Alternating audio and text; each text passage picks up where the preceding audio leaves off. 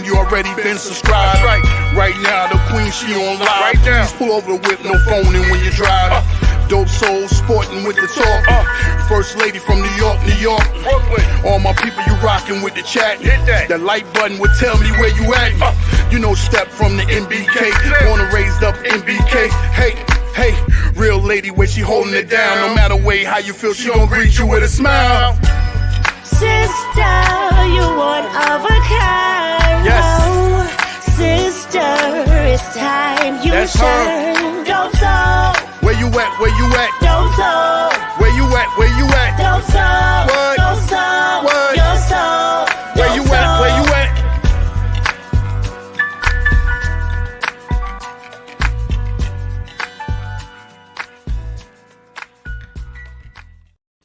Salute, Knick family. Welcome to the channel. Welcome to the Just Knickin' It weekly show. I'm your host, Stephanie, aka Queen, and as always, we got a lot to talk about today.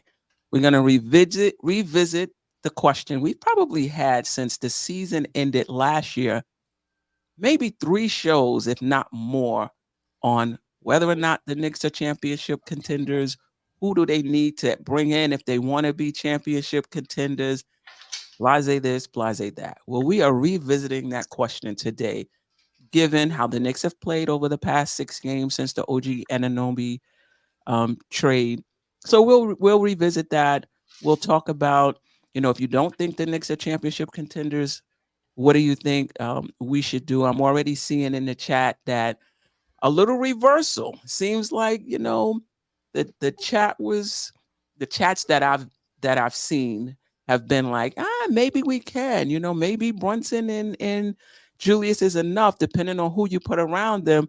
And now after Kyrie dropped 45 or whatever it was, now we need to be back to needing a superstar. So anyway, let me bring in the panel. Jerrell, Ajay, Geoff. We're going to have a few guests later as well. How you guys doing? Salute to the chat, by the way. Super. Ready to go. Great. Always good to be here. Yeah, man. Salute to the chat. Y'all know how we do. Yep. Yeah. Let's just start off how we usually do. Just talking about the week of games, since we last met. What stood out for you? What stood out for you, Jerrell? What stood out for me, I think is the defense that we've been playing. We're not counting last night. Last night we lost, but that 5-game winning streak that we have, man, since OG's been on the squad, like our defense have been pretty much key, and spacing too, spacing on offense with him there. Other than that, we're playing obviously pretty well. We won 5 straight before we lost last night to the Mavericks.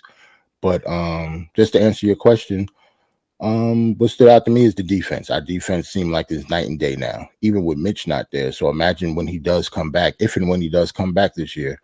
But since OG has got on the squad, the defense has been night and day. Like it's been really, really good. Yeah, I agree with you. Do you think it's sustainable?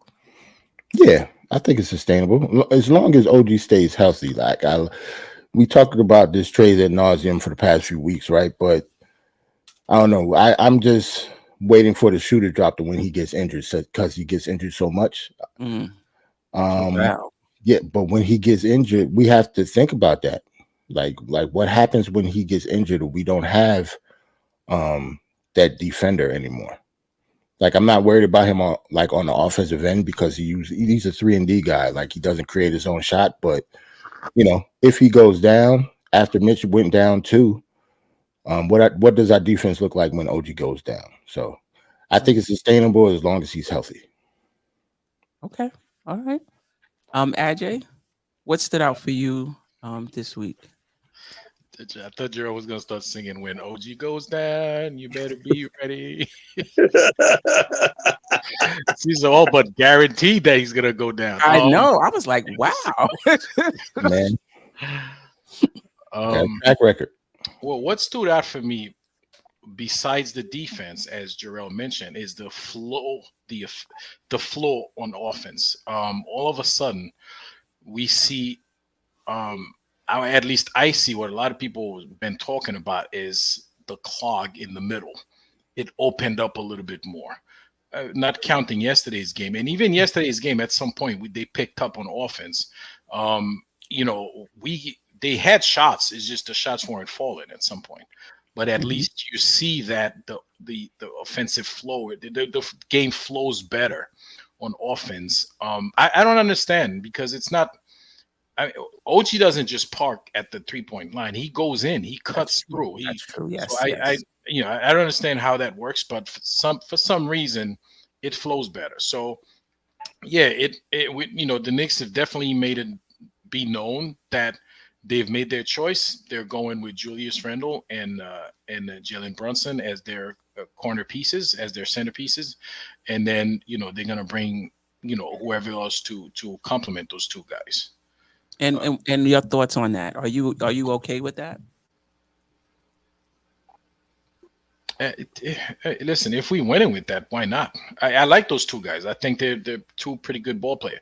And I think on a couple of shows ago, I mentioned that in case we were talking about whether, about the superstar or whatever. I'm like, listen, we need a 1C guy, a guy who's almost on the same level as those two guys, and we'll be just fine. Yeah. But we can't find that, we haven't been able to find that. I don't know if they're looking, but if they are, you don't need a Devin Booker here. Like, not that you don't need it. If you can grab it, you grab him. But right. If you could find somebody that could produce like Julius Randle and Jalen Brunson. I mean, when you look at the game yesterday, it was a horrible game. But at the end of the game, both Julius Randle and Jalen Brunson had more than 30 points. I couldn't believe it. Yeah, it's like when you watch the game, you're like, well, I mean, they having a bad game. I mean, Julius Randle had a good third quarter and actually a good second half. But at the end of the game, they put up the numbers, So if we could find a third guy that could be play at their level, I think we're going to be like super competitive. So. Yeah. I think the timing of shots, of the shot making, is important too. Like, they can't even have bad quarters. Right. I mean, that's what happened. Both of them had like a bad, first half, and the Knicks were like in the tank. Like, those guys just have to be on all the time. Well, I don't fully agree with that, and I'll tell you why. So yesterday's game, they both had a terrible first half, right? But the second half, what happened? They turned it up. They turned up the defense. So they were able to catch up. They literally caught up to the Mavericks. They were at, with 30 seconds left, we were down by 1 point. So they can have bad quarters and make up for it. If that bad quarter is not the fourth quarter, obviously. But if they start the game, it takes a lot, though, Ajay. Well, it takes a lot. It does. But at the end of the day, we sealed our fate because we couldn't grab one rebound. And maybe it could have been because of all of the energy we was putting out trying to get back in the game. Maybe not. I'm just saying. I kind of agree with you. If you look at, I think the third shot that went up, Julius Randle, the ball carried him to Julius Randle, and he almost didn't have the energy to just meet the ball and grab it. And, you gotta watch the game again. So yeah, you're probably right. They can't both of them have bad quarters at the same time. But if one does, like, we can make it up, So, it's there's a lot of there's a lot to talk about over that happened in the past couple of games that we could talk about tonight. Okay. I just saw your tagline, Geoff. Geoff, what stood out for you?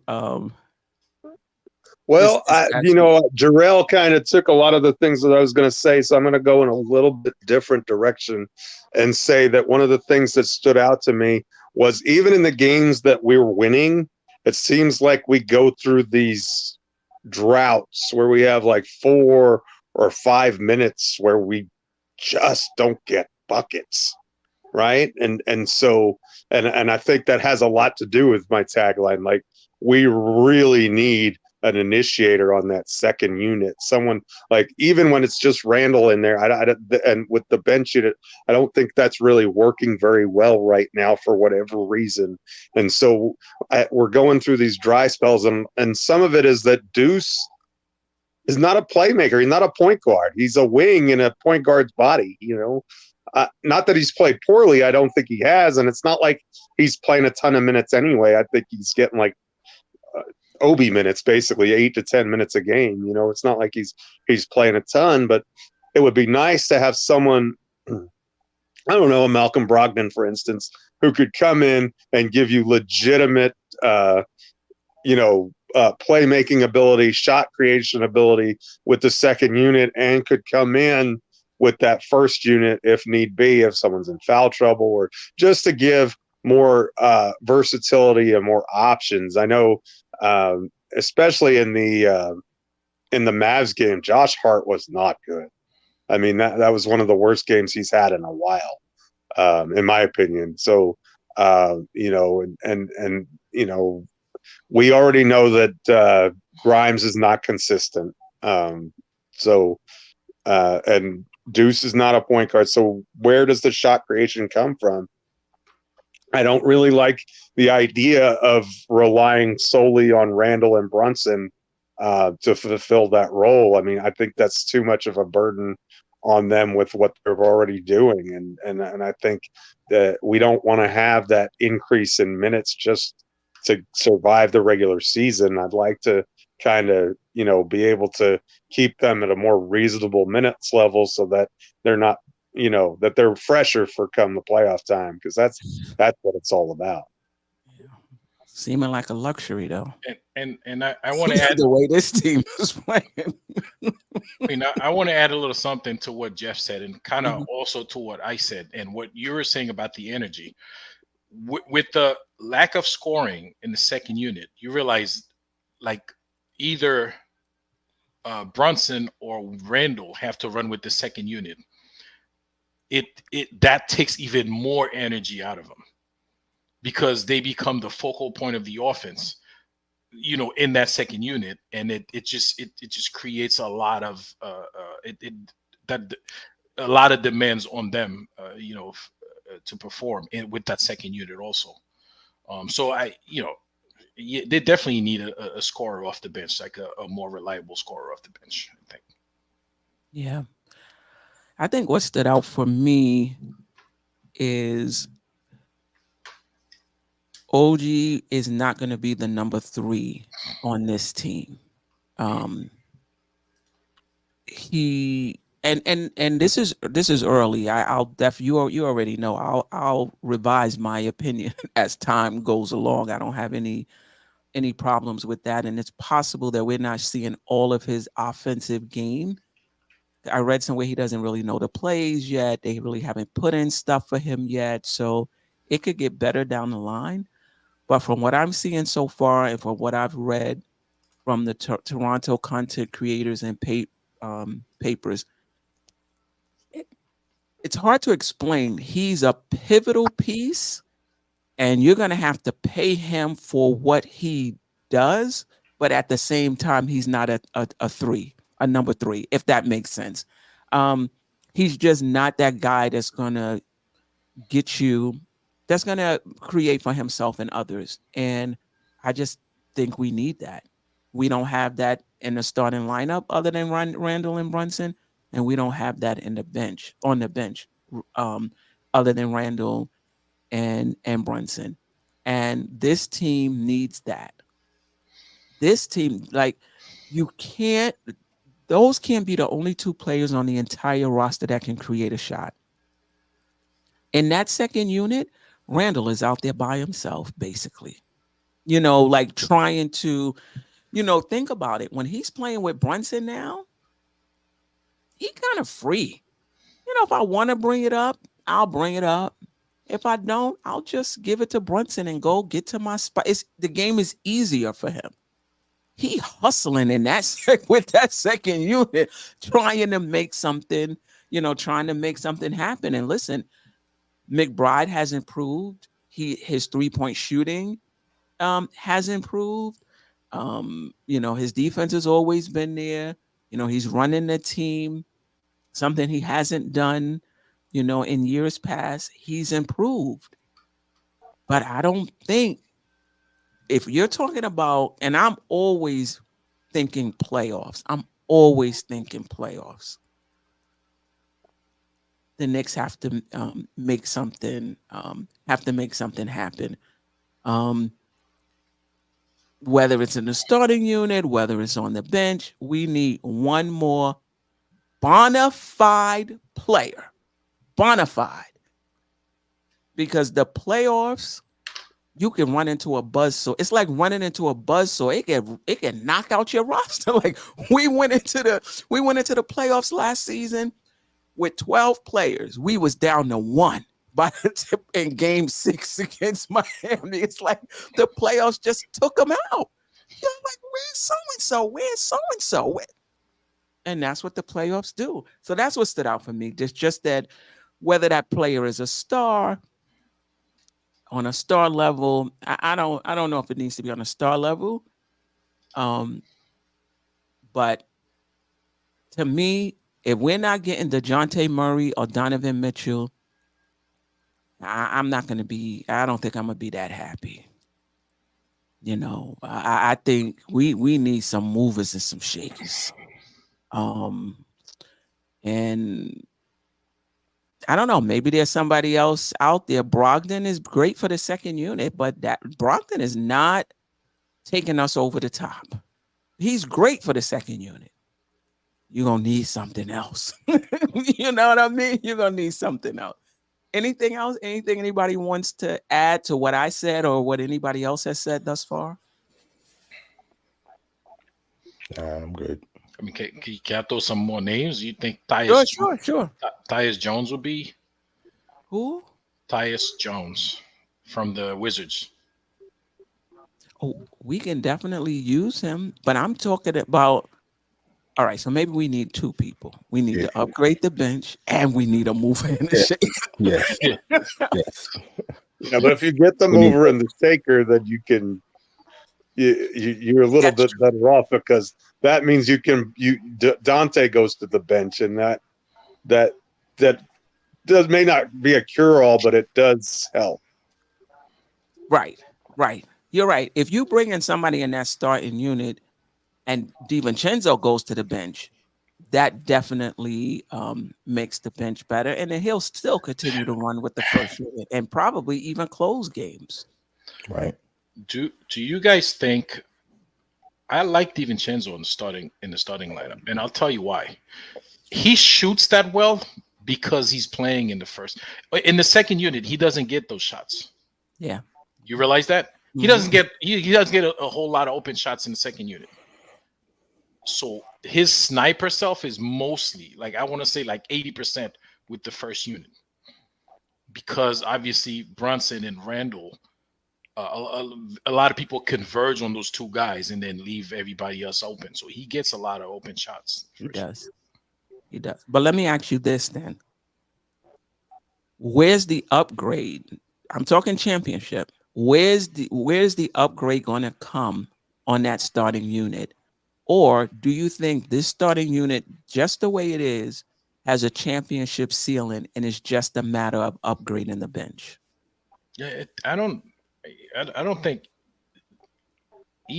neither one of them, I don't think, have a championship ceiling. So then what are we talking about? How you like them in the starting lineup? Like, for no, you want to go as far as possible. And I think, listen, are we really going to beat Boston? Ajay, that's what we're talking about. What do we need to do to be so you're saying you don't want to upgrade the 2 spot? No. I didn't say that. I'm just saying I like him in that. I'm not saying if an upgrade comes up that we're not going to turn it down. I'm just pointing out that he performs better when he in the first year. Not that, listen, if Murray comes up, like I'd have no problem with that. I'm just pointing out that he performs better. He gets a lot of open shots, when he plays in the starting lineup. Yeah, I totally I wouldn't turn it down, though. Yeah, I totally agree. But if you had Tyus Jones and DiVincenzo in that second unit, or you had Brogdon and DiVincenzo in that second unit, that changes everything. Absolutely. Yeah. Absolutely. Yeah. No doubt. No. Because if he, it's you know that it's harder for him if he's the focal point in second unit. It's harder for him to get those shots off. So. Yeah. Well, I was just gonna say we already in the last show we gave out all of the the targets that could be an upgrade for DiVincenzo, like Zach LaVine, DeRozan, Murray. Like we already talked about that stuff. So I don't know. It still stands. Like the week that we had didn't change. I know we won. Right. We won a lot of games since the last show, but yeah, that part of what we need did not change. Yeah. No doubt about it. Shout out to Brooklyn Butch. This is the same strategy Miami ran at us last night. Attack Brunson on both ends. Tibbs is terrible at adjusting to it, and Brunson hasn't figured it out. I disagree. I think so. Do I? I disagree.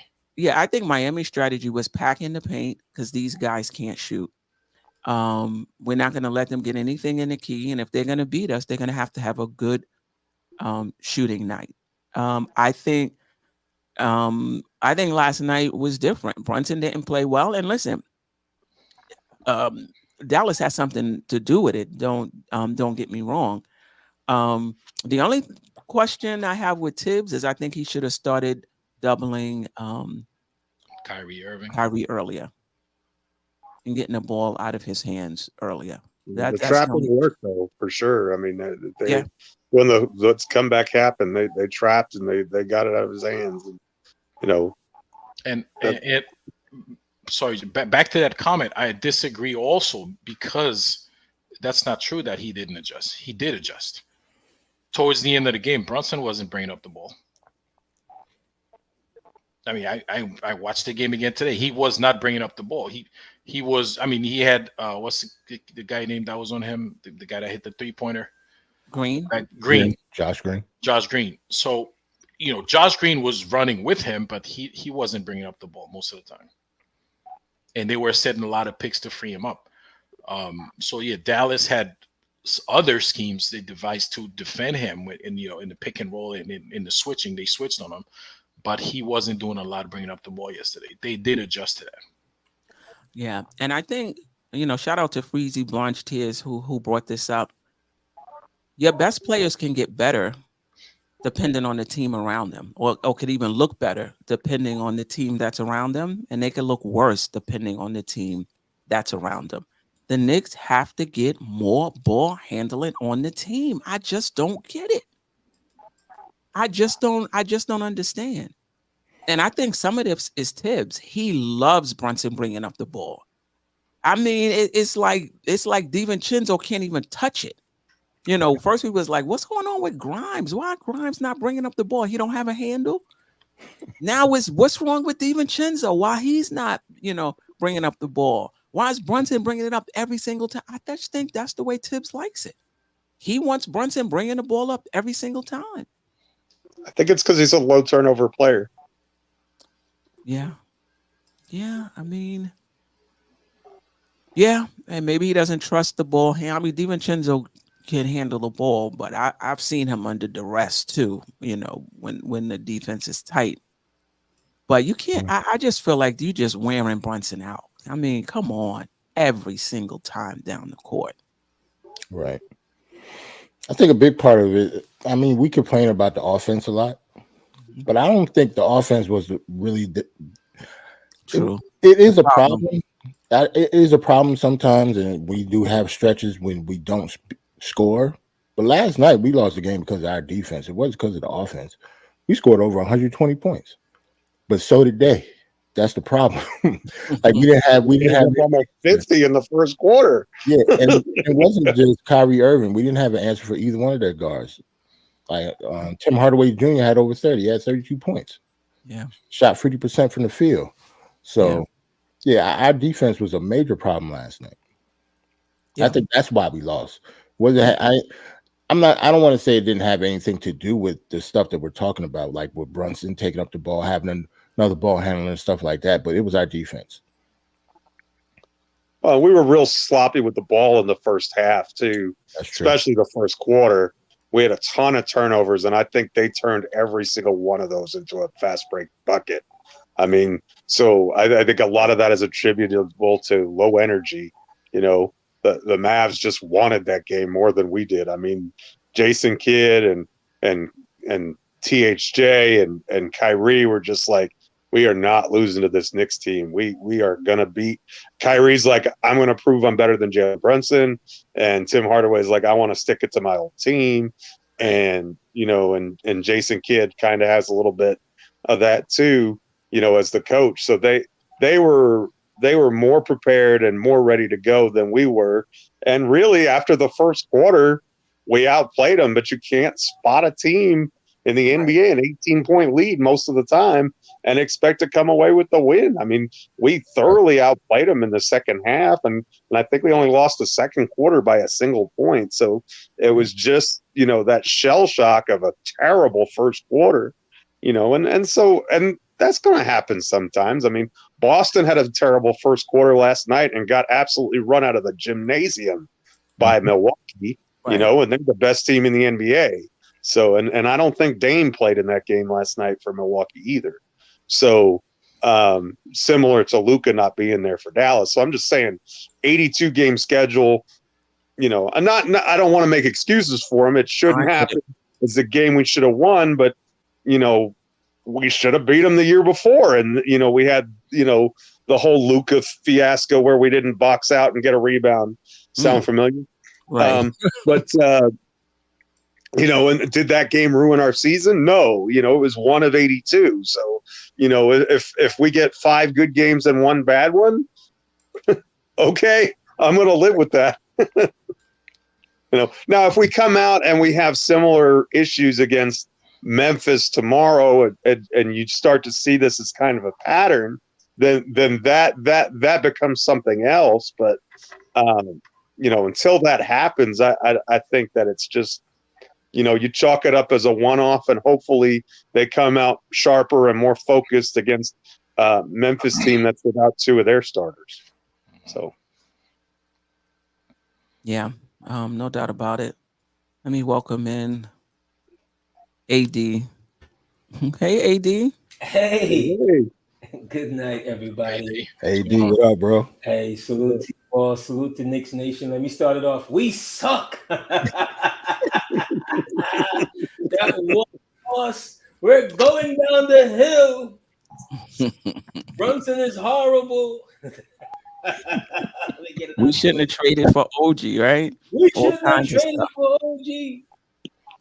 And all that good stuff. Because I know there's paranoia out there. Because that's generally, you know, what happens when we lose and so forth. Salute to you all, everyone, and so forth. But hey, that's gonna happen.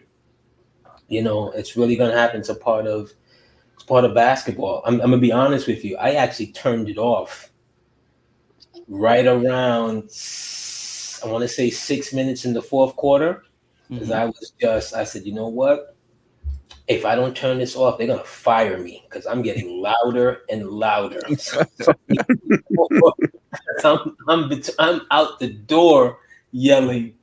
I said, you know what? Let me turn this off. And then something told me, no, just take a look, because the feed that I was watching, I'm listening to the Dallas commentators, and they were driving me bananas. You talk about homers. Oh my God. I said, you know what? Let me just go mute. And I looked at it and I said, are they down by, what is that, 2? 4? Let me just down by 16 with was like a minute and a half to go or something, and then, you know, Kyrie hits another, and it just all fell apart and so forth. But that's gonna happen. That's just really gonna happen at times. I will say this. I'm sure maybe you guys touched on this, and I don't want to be the Debbie Downer in this particular area with this, but there was nobody on the court last night for Dallas that was over 6'9". Maybe at best 6'10".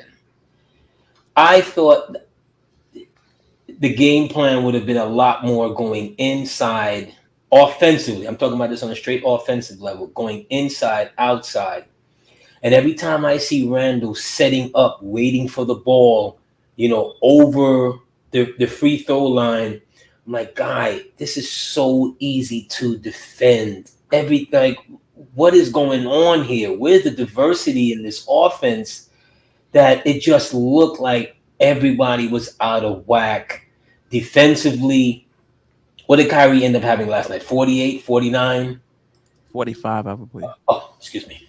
A mere 45. And I don't want to beat up Randle, even though I did beat him up in the text message. I text Steph, I'm like, get him out of here. Oh my God, get him out of here. But I'm not going to beat him up tonight. But, there's just some things that just made me wonder yet again. People, there's videotape on everything. And when I start looking at it, it begins when the playoff starts. When I really put the eye on him is when the playoff starts. And I'm hoping that it'll be a different situation in a couple of months. Yeah, well, I hope. Yeah. That was the big sigh. Yeah. Well, one, I was trying to reply to DKEJ21, and I'll just say it because performing in the playoffs matters. At least that's my take on it. But yeah, I think the offense has flowed better, as of late. I think, last night, not so much. But for the most part, I thought it has. Then I think there'll be days like that, though, when Brunson is not going to be on, Randle is not going to be on. My concern is, and we talked about this earlier, and I just want your opinion on it.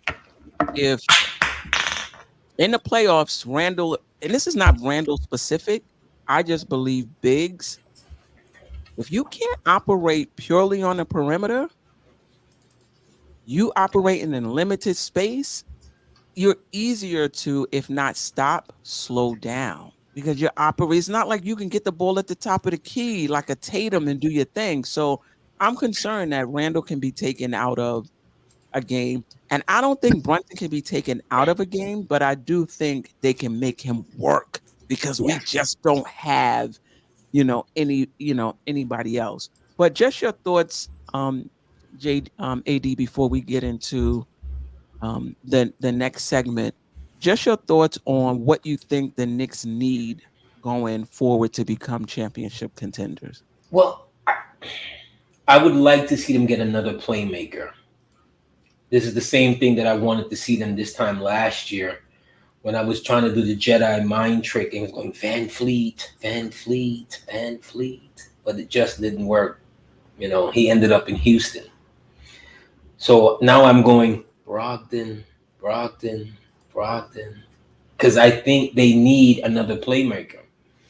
We look at McBride, he's not been in a playmaker role since the trade. Right. He's playing off the playmakers.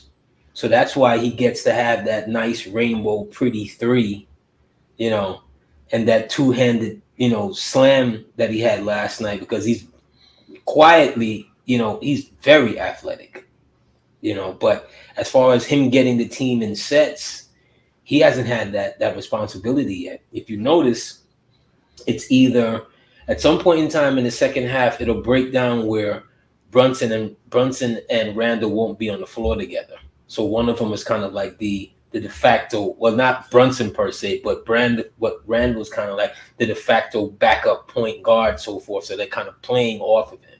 And you'll see a little bit of Hart. We're bringing up a little bit. It's not that much. You think, well, we can get away with it, especially if whoever the next team stars are not in it. So we won't have to worry about it. But it's in the playoffs where you're going to have to worry about it. Right. Because we saw this in particular, and I'll never give this up, because if I'm going to hold anything against Tibbs, it's going to be this right here.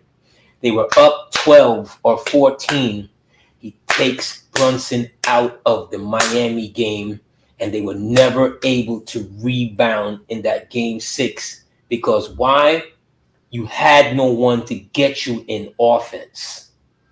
You see, you're gonna have to probably face another smart coach like the coach I got $120-something million this past week, right?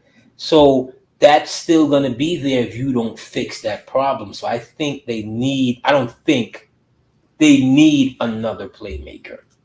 Whether they see McBride in that role long term, I would have to say they probably feel good about him. They just gave him $13 million. So that's where I think that they definitely need, a wing, yes, would be my second. Maybe another backup center, something like that. But in truth, the way I see it is that they need another ball handler to get them in proper offense. Yeah. And this is why, for me, I like Murray, but I'm starting to wonder about Tibbs allowing somebody else other than Brunson to initiate the offense. When I think about Murray, and I think, can somebody check? Because I read that now he's shooting like 39% from 3. He's balling on six shots per game, 6 threes per game, I should say. So in my mind, I'm saying, wow, these guys can switch off. Brunson, Murray can lead an offense, we can run, Brunson off screens or however we want to, do or take advantage of his catch and shoot, ability, take some wear and tear off of him. And if Brunson is handling the ball, now Murray is shooting 39%, taking 6 threes a game. He's not a knockdown shooter, but 39% from 3 is pretty good. But I see Tibbs now still having the ball in Brunson's hands, even if we have somebody else. So that is a concern that I have. JJ just said, yeah, Murray is shooting over 39% from 3. And we already know his ability to get into the lane, with the mid-range and what have you. But will Tibbs use both of them the way to maximize their time in the backcourt? I think a player like that, excuse me, gentlemen, a player like that is a Tibbs type of player because he defends. He's long at his position. He can also score. It's another one of those. If you asked him and he's having a real moment, yeah, he's going to sign off on that. But whether it's him or Brogdon or whoever, because you're going to be in competition. I read something earlier today that the Lakers are in hot pursuit, and they've done nothing but turn the soil over ever since LeBron has been there. So would I believe that the Lakers in hot pursuit? Absolutely, because they suck right now. Right. They need something like that. So do I believe the Knicks would be the team that would get them?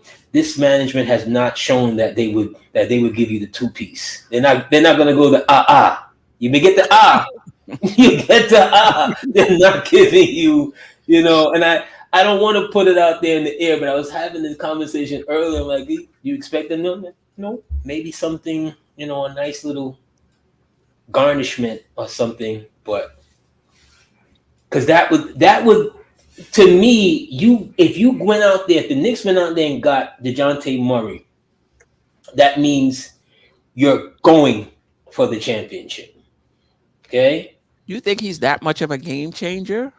You would have literally upset what, 2/3 of your main cogs within a 2-month span? They haven't done anything like this in 5 years. Yeah. To do that, remember something. At one point in time, they thought they were bringing in, DM and Brunson together.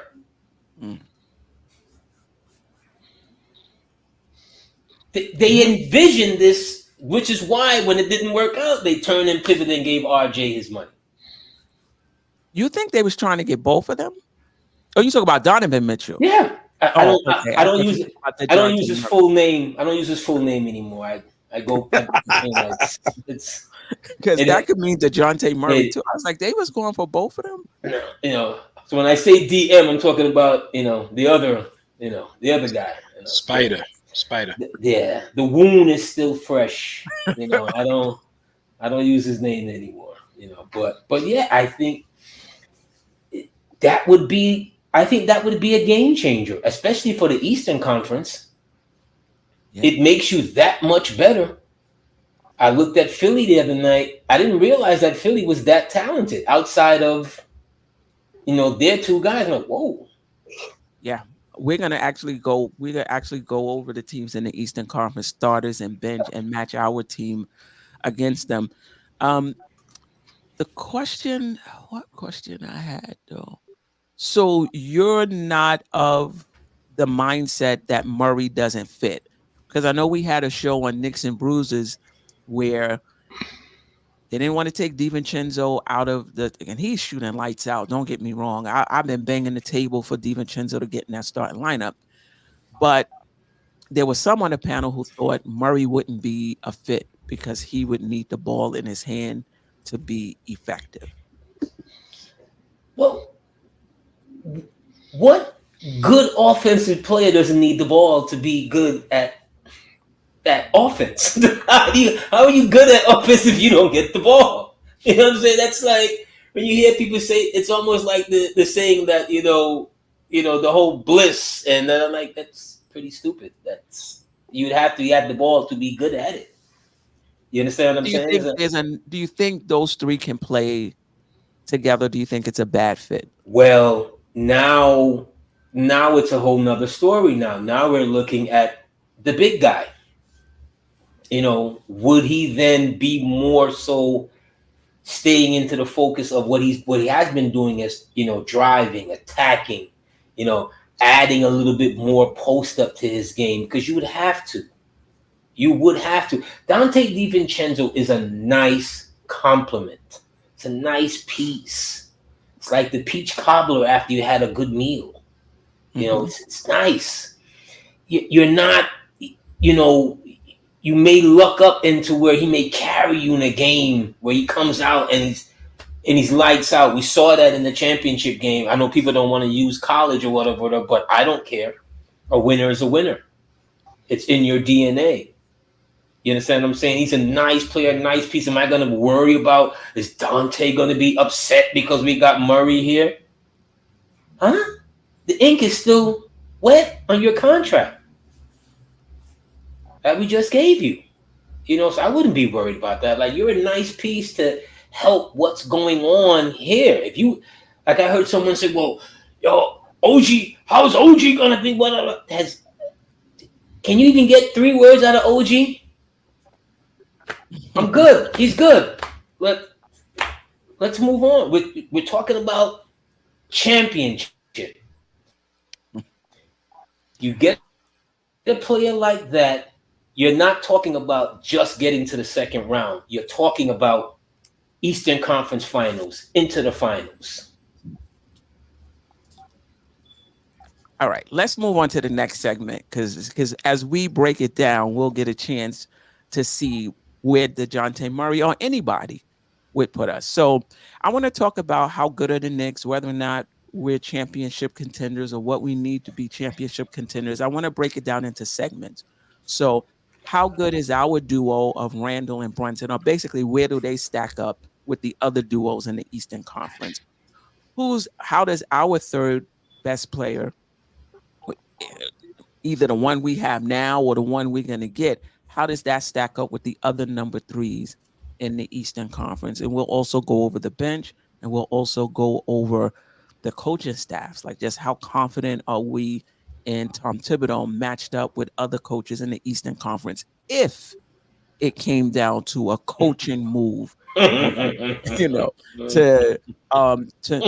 make a difference. So I don't have slides, but I did create banners. So let's start with Let's start with Boston, and that would be well, actually, let me just name them off. So Boston has the duo of Tatum and Brown. Milwaukee, Giannis and Dame.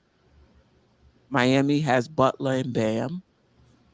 Cleveland has Mitchell and Garland. Orlando has Banchero and Wagner. And Indiana has Halliburton and Turner. I didn't do Toronto. I didn't do Atlanta. Maybe things will change and they'll move up the standings. But for right now, I'm just talking about those teams. How good is our duo to those? And you could rank them if you want, or you could just say they're comparable, they're right there, however you want to do it. Ajay? No, I'm gonna let AD go first, but a little public service announcement before that. Yes. Just remind people to hit that like button. Before we go to the next segment. There's 134 watching and only 51 likes, man. Let's get this thing up to 100, man. This thing, and we bringing more people. Somebody else gonna join the panel. And I think I'm guilty of it. I gotta hit the like button. Yeah, let's hit the like button. And I forgot. Go ahead. And I was just saying also today, like when you vote for the All-Star, it counts as 3 votes. So let's get our boys in. Let's get Julius Randle and Jalen Brunson. Let's get them onto that All-Star team. So don't forget to vote tonight. Do you know I voted for the very first time in the All-Star ballot situation? It was like breaking my cherry. I was going through the steps. I was like, wow, is that like literally? I scrolled and I saw Brunson's name and I went click. I never voted for Ewing. I never voted for Melo. I didn't realize somebody. I was driving the other night, coming home, and one of these guys were making me feel guilty. And if Brunson's not here, and Brunson's not, then I'm like, is Brunson really that guy who feels that he has to have the acknowledgement to be? I've known a plethora of great players who never played in the All-Star game. Rod Strickland was never an All-Star. Mm-hmm. And I thought about it and I said, well, I don't know the man personally. Maybe he does want to be, he does. I'm sure there's something contractually tied to, there's a few extra coins if you make it. So, but to the point, I think the top duo would be the guys who keep getting to the dance of the Eastern Conference Finals and so forth. It's definitely Boston. Boston would be one. Fit though. Okay, go ahead, Boston. I think Boston would be 1. Milwaukee would be 2.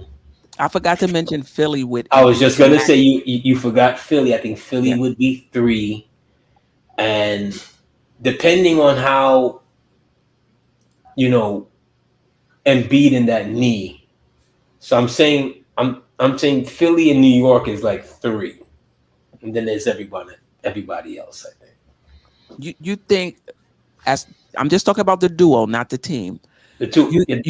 You think Brunson and Randle are as good as Embiid and Maxey? Yeah.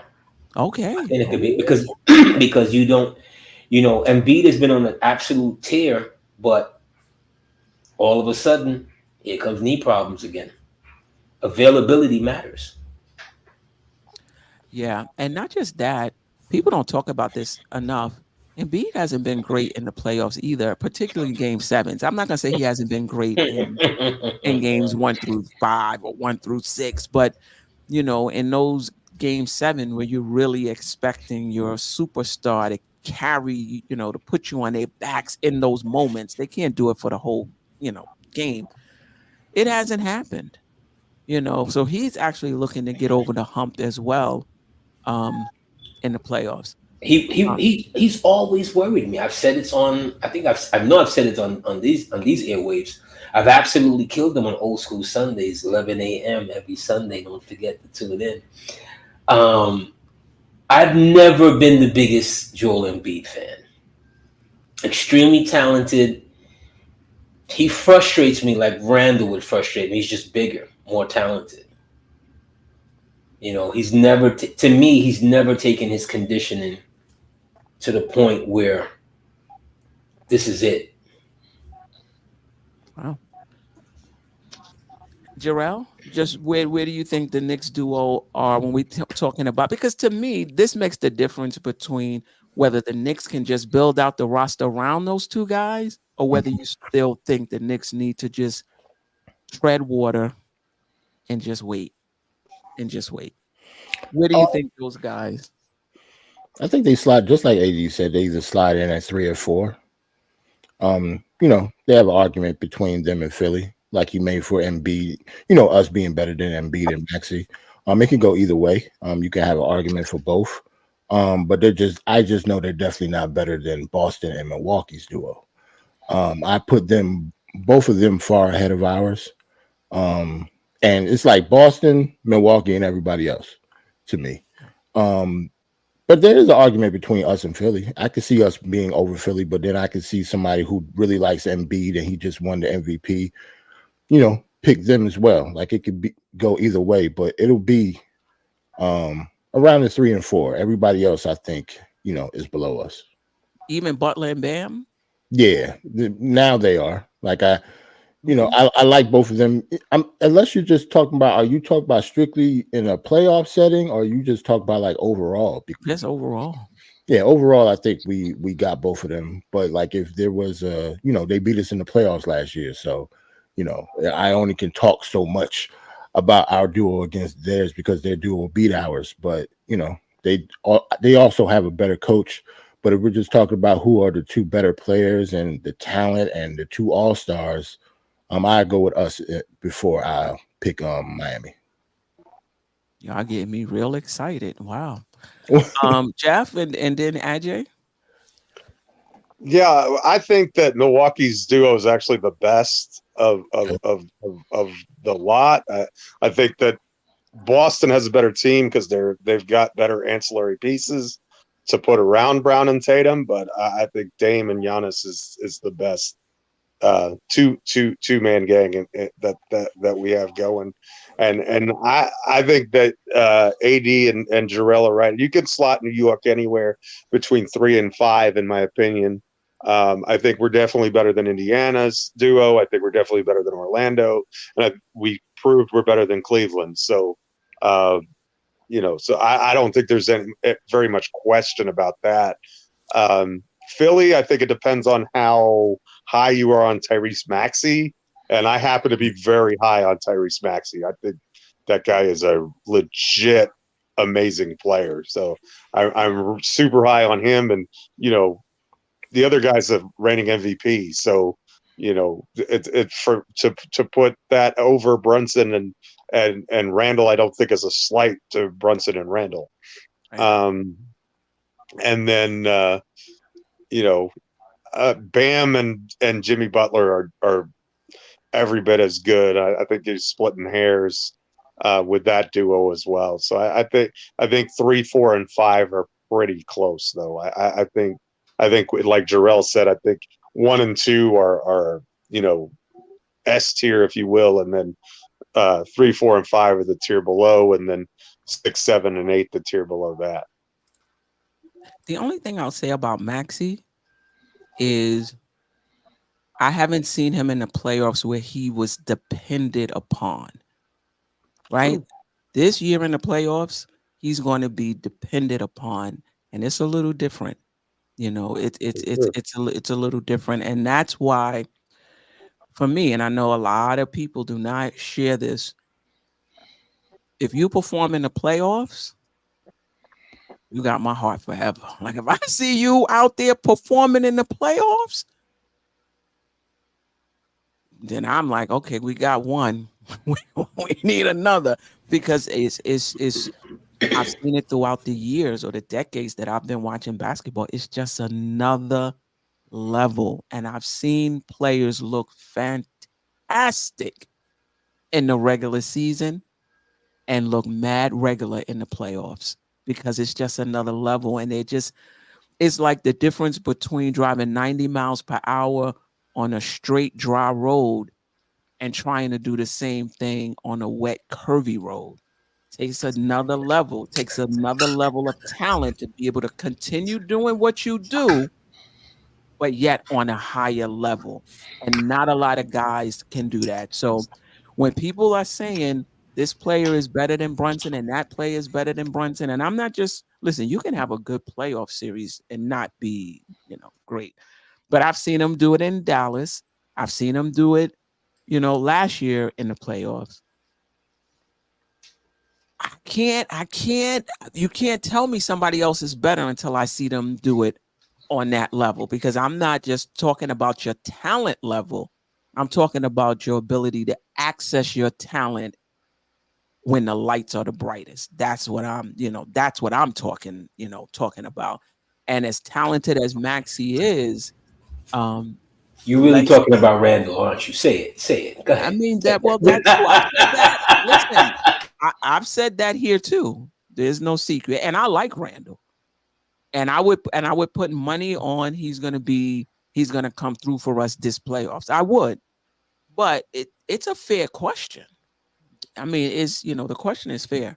Ajay, where do you put our duo in the chat as well? Where do you put our duo? Tatum and Brown for Boston, Giannis and Dame for Milwaukee, Embiid and Maxey for Philly, Butler and Bam for Miami, Donovan Mitchell and Garland for Cleveland, then Carroll and Wagner for Orlando, and Halliburton and Miles Turner for Indiana.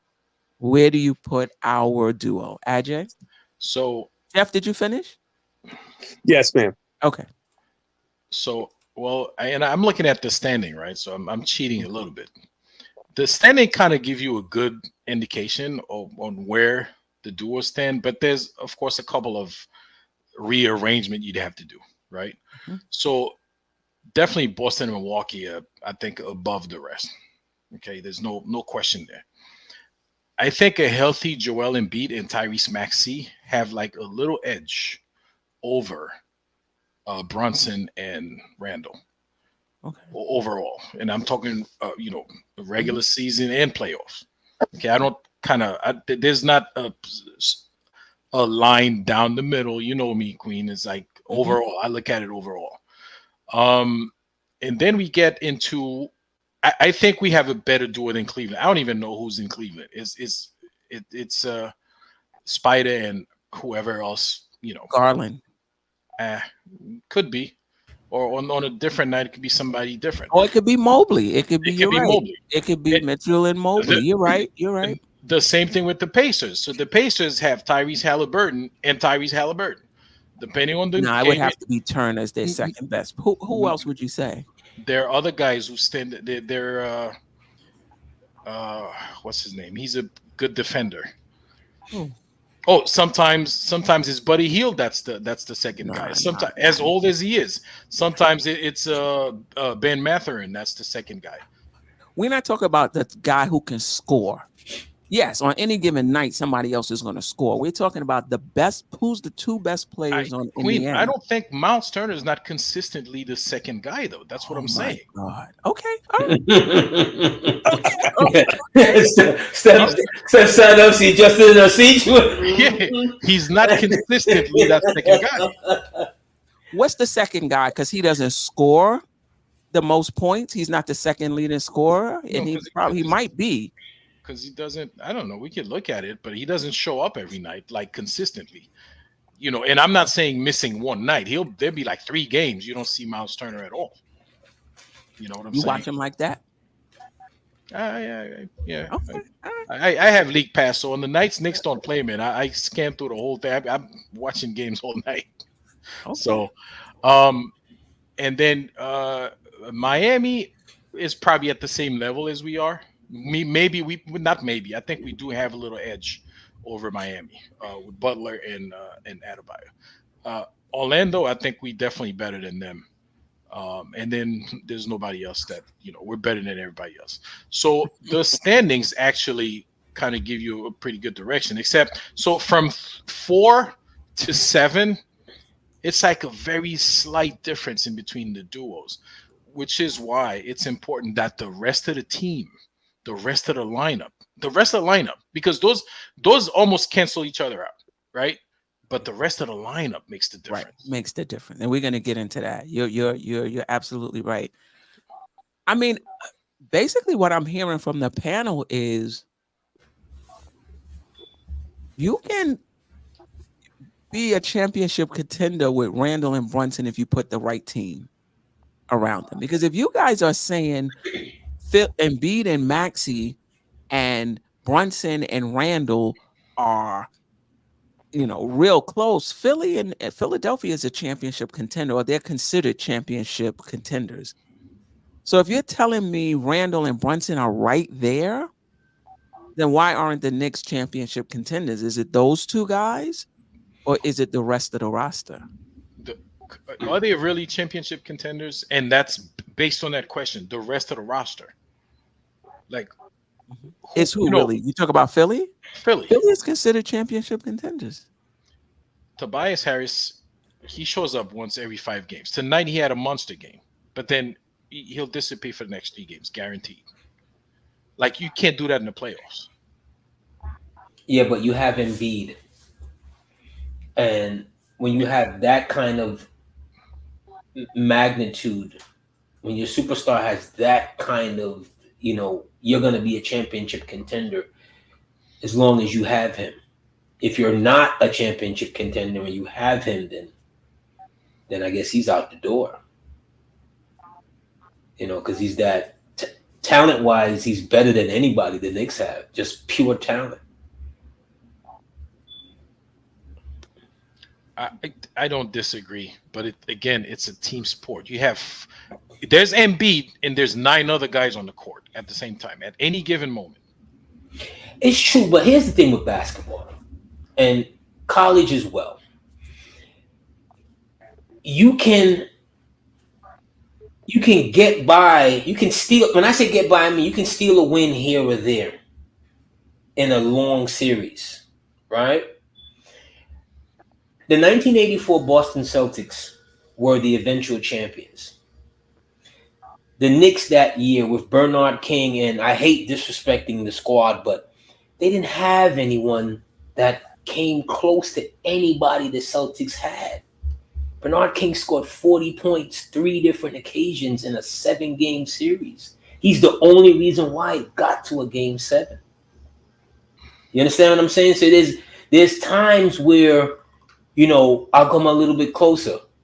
Remember when Denver knocked out Seattle? Robert Pact, all of a sudden, the Denver guys with Stiff and Robert Pact, and they came from nowhere, and the Kimbe Mutombo. Seattle was the number one seed that year. Yeah. So you can get hot.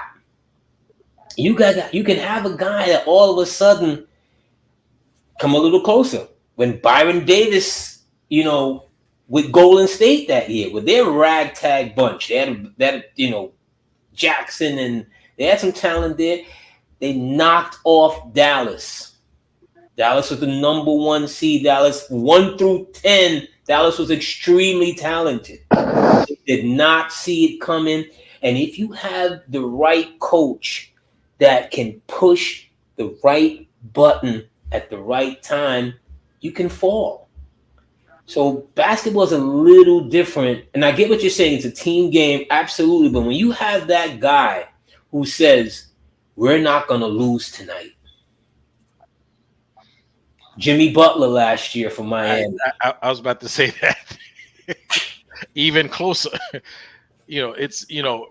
Miami went through Milwaukee, us, Boston, all the way to the finals. And nobody's going to tell me Miami was a better team than either Boston or Milwaukee Bucks. Yeah, but they had a guy that could take over, who's totally not selfish. But when it came down to those moments that when you needed him, you didn't have to ask him. He knew to raise his game. Right. Look at Jimmy Butler's career did Jimmy Butler take 15 shots a game? Maybe. In the playoffs, raise the level. Yeah. No doubt about it. Let's I'm encouraged I'm encouraged because AD gonna keep it real. So I thought he was gonna put Brunson and Randle probably about 6. No. So Check I'm me like, tomorrow. if you got him that high, I think we got a chance. But I think we got a chance. that's because With that duo, I'm that high on Brunson. I'm like the Maxi and B thing is more Embiid than Maxi. I think it's more Maxi than Embiid. Wow. I think it's more Maxi than because I really like Embiid. I really like Maxi. I mean, Embiid is Embiid. Let's not be disrespectful. I'm never going to be disrespectful. I just want to see more out of him because I think he has more. And I think he's at a point in his career now where his prime years are about to start to go this way. What is he now? 29, 30? Yeah. Okay. He's been in the league now 9 to 10 years. It's about to start going this way. And, when bigs don't get better as time go on when it comes to injuries. It only gets worse. It's true. Yeah. All right, let's move on now to who's the third option. Like, so from what if Philly's championship contenders and the Knicks are not, and we have Philly and the Knicks duo pretty close, then it's the other factors that's making the difference between the Knicks and Philly being championship contenders. So let's look at the third options on those teams. Boston has KP, and we'll look at the bench as well. Boston has KP, Milwaukee has Middleton, Philadelphia has Harris, Miami has Hero, Cleveland has Mobley, or Jared Jack. Yeah, but let's say Mobley. Indiana, I picked Mathurin, whoever you want to pick, as their third option. In Orlando, I picked Cole Anthony, who's killing it off the bench. In your opinion, who's the Knicks' third option on this team right now, and where does he rank with those? And is this where the Knicks need to go all in if they want to be a championship contenders again? Because we think the duo is good enough. Geoff, we'll start with you first. I look at this roster and my kind of answer is I don't think we have one. OG is a good player, but he doesn't know the plays yet or whatever. But but to me, he's like the skeleton key. He's like the plug-in, Uber role player. And I kind of feel like the rest of the guys that we have are kind of that. I think you could say something similar to as DiVincenzo. I mean, DiVincenzo's been shooting the lights out, from 3, which is great. But I don't think anybody would say that he's as good as Tobias Harris. But the other thing is, I'm not sure that they have to be necessarily, because it's not like that's not how basketball is played, right? If the 5 players on the court as a unit are really, really good, and by all accounts, early on, small sample size and everything, the 5-man units that the Knicks trot out on the floor as starters is doing as well as anybody. So from that perspective, I think it gives the Knicks a shot, and in terms of the sum is greater than the parts. But in terms of just a pure number 3, I would say we're probably better than Orlando and Indiana in that aspect, because I don't think either of the guys that you mentioned. I mean, I don't even think Indiana has a true number 2. I mean, I'm not saying Miles Turner is a bad player, but just in comparison to the other duos that we're talking about, Miles Turner seems like one of these players is not like the others. You know what I mean? At least to me, and maybe I'm underestimating Miles Turner, and if I am, I apologize. But Yeah, I don't really see us necessarily having a third guy that's the it guy, like some of those other teams. Like, Kristaps is amazing. Middleton is a really good player. Hero. Here, I'm not a huge Hero fan, but He's killing it this season. Well, yeah. I mean, I'm just not like overly. And maybe I don't know what it is. I'm just not crazy about Tyler Hero. I think he's good, but I think he's more of a one-dimensional player. I don't think he's a fantastic defender. Maybe he doesn't have to be because Butler and Adebayo both are, but I don't know.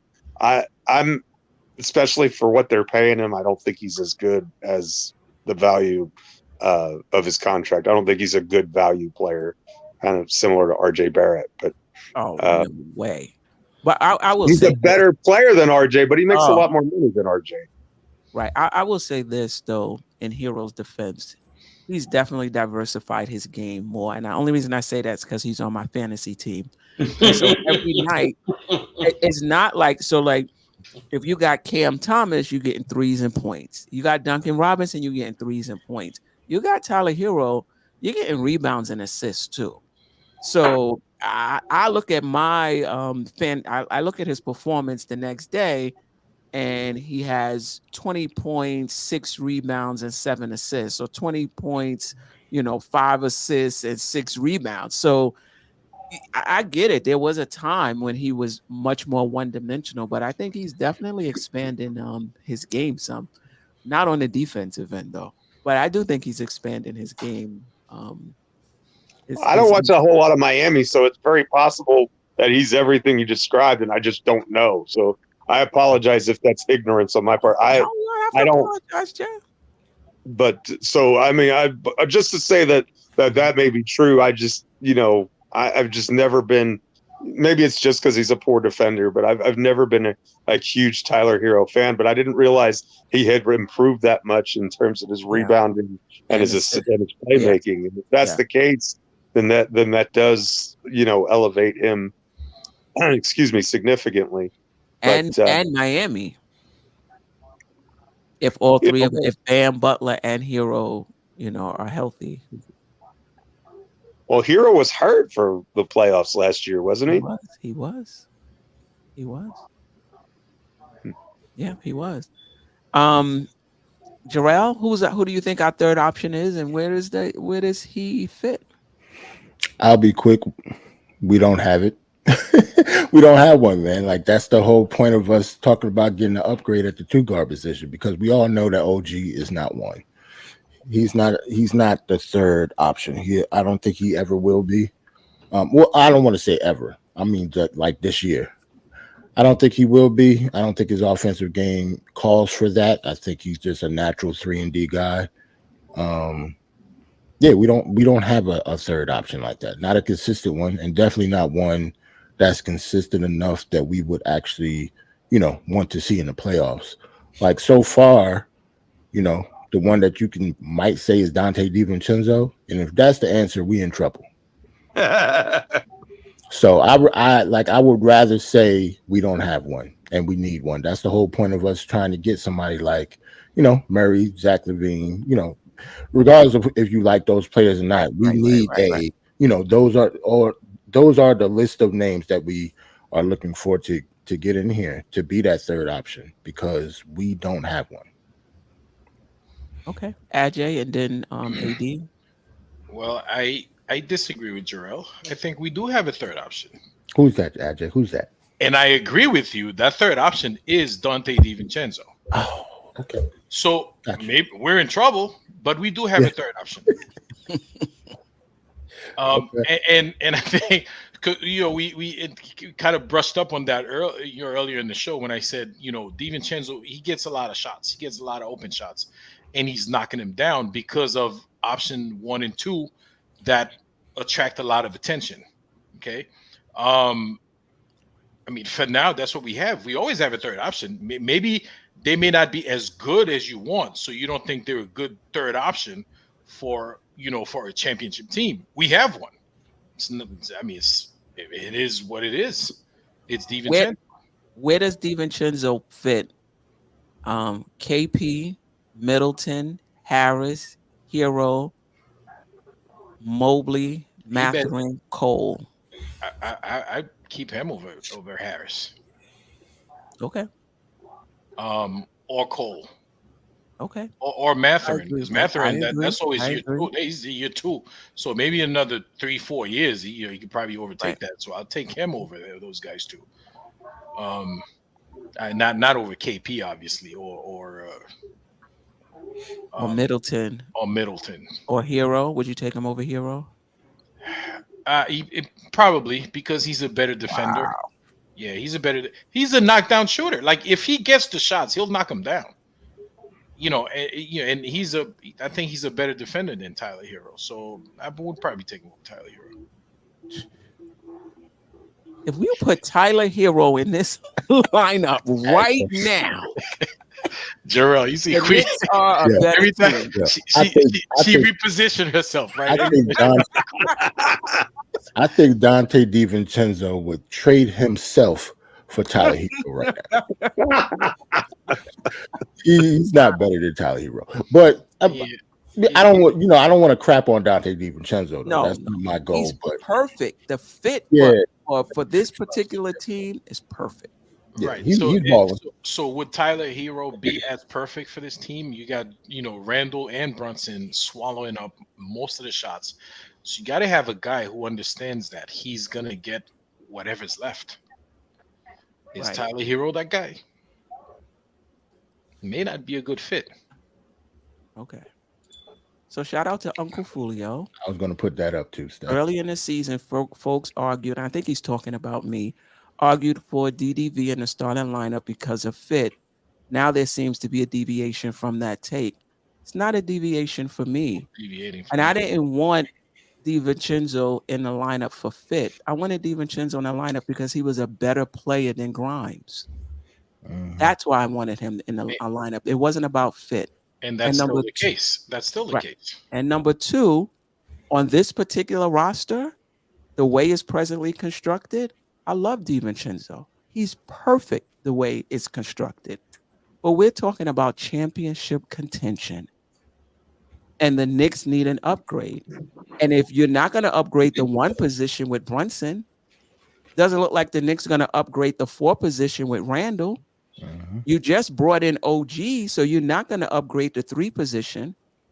So if you don't believe the Knicks need an upgrade, that's perfectly fine. But if the Knicks do need an upgrade, it's going to come at the 2 position or the 5 position. Okay? So it's not a change in take. We're not talking about this team. We're talking about championship. There's a difference. All right. Ajay, were you finished? And AD, did you want to say anything? Yeah. Well,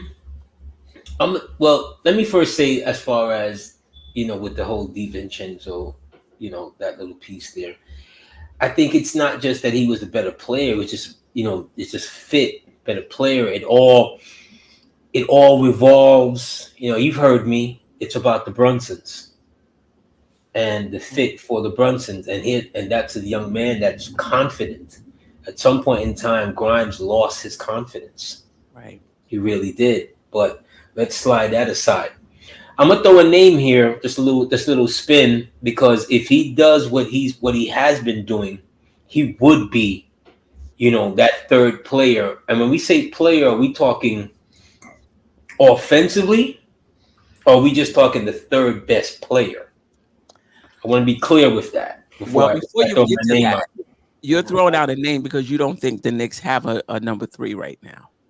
I think we may have it, and it really depends upon how good is he in the playoffs. And who would that be for you? I think it could be Hartenstein. Wow.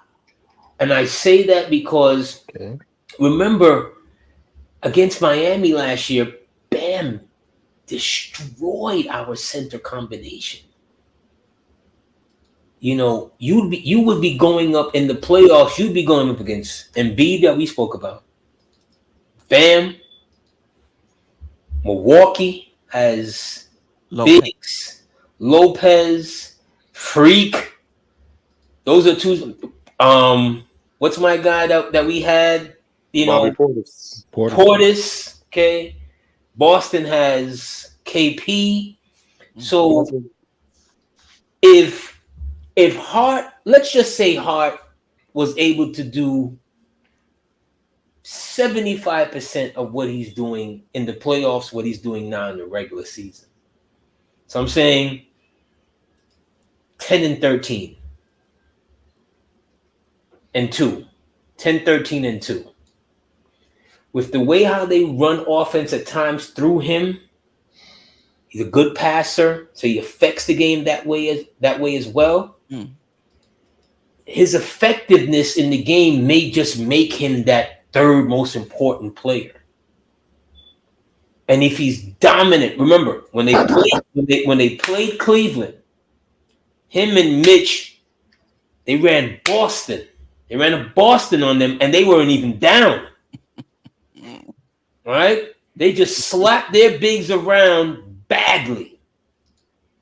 You get that kind of energy, he's giving you 13 to 15, 13 to 20 rebounds somewhere in there with the points, with the effectiveness, with not turning the ball over, being able to play that high pick and pass the ball effectively when you need to, especially when Randle is out of the game.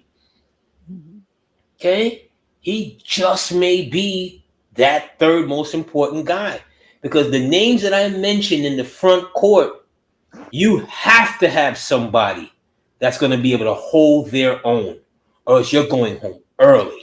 But that's my question to you. Do you think Hartenstein can do that in the playoffs against these guys? I like Hartenstein. I think Hartenstein can like do him too. I've always liked Hartenstein. I mentioned this last week that we forget that, well, we don't forget because Mitch gets hurt every year. Remember, he got hurt last year.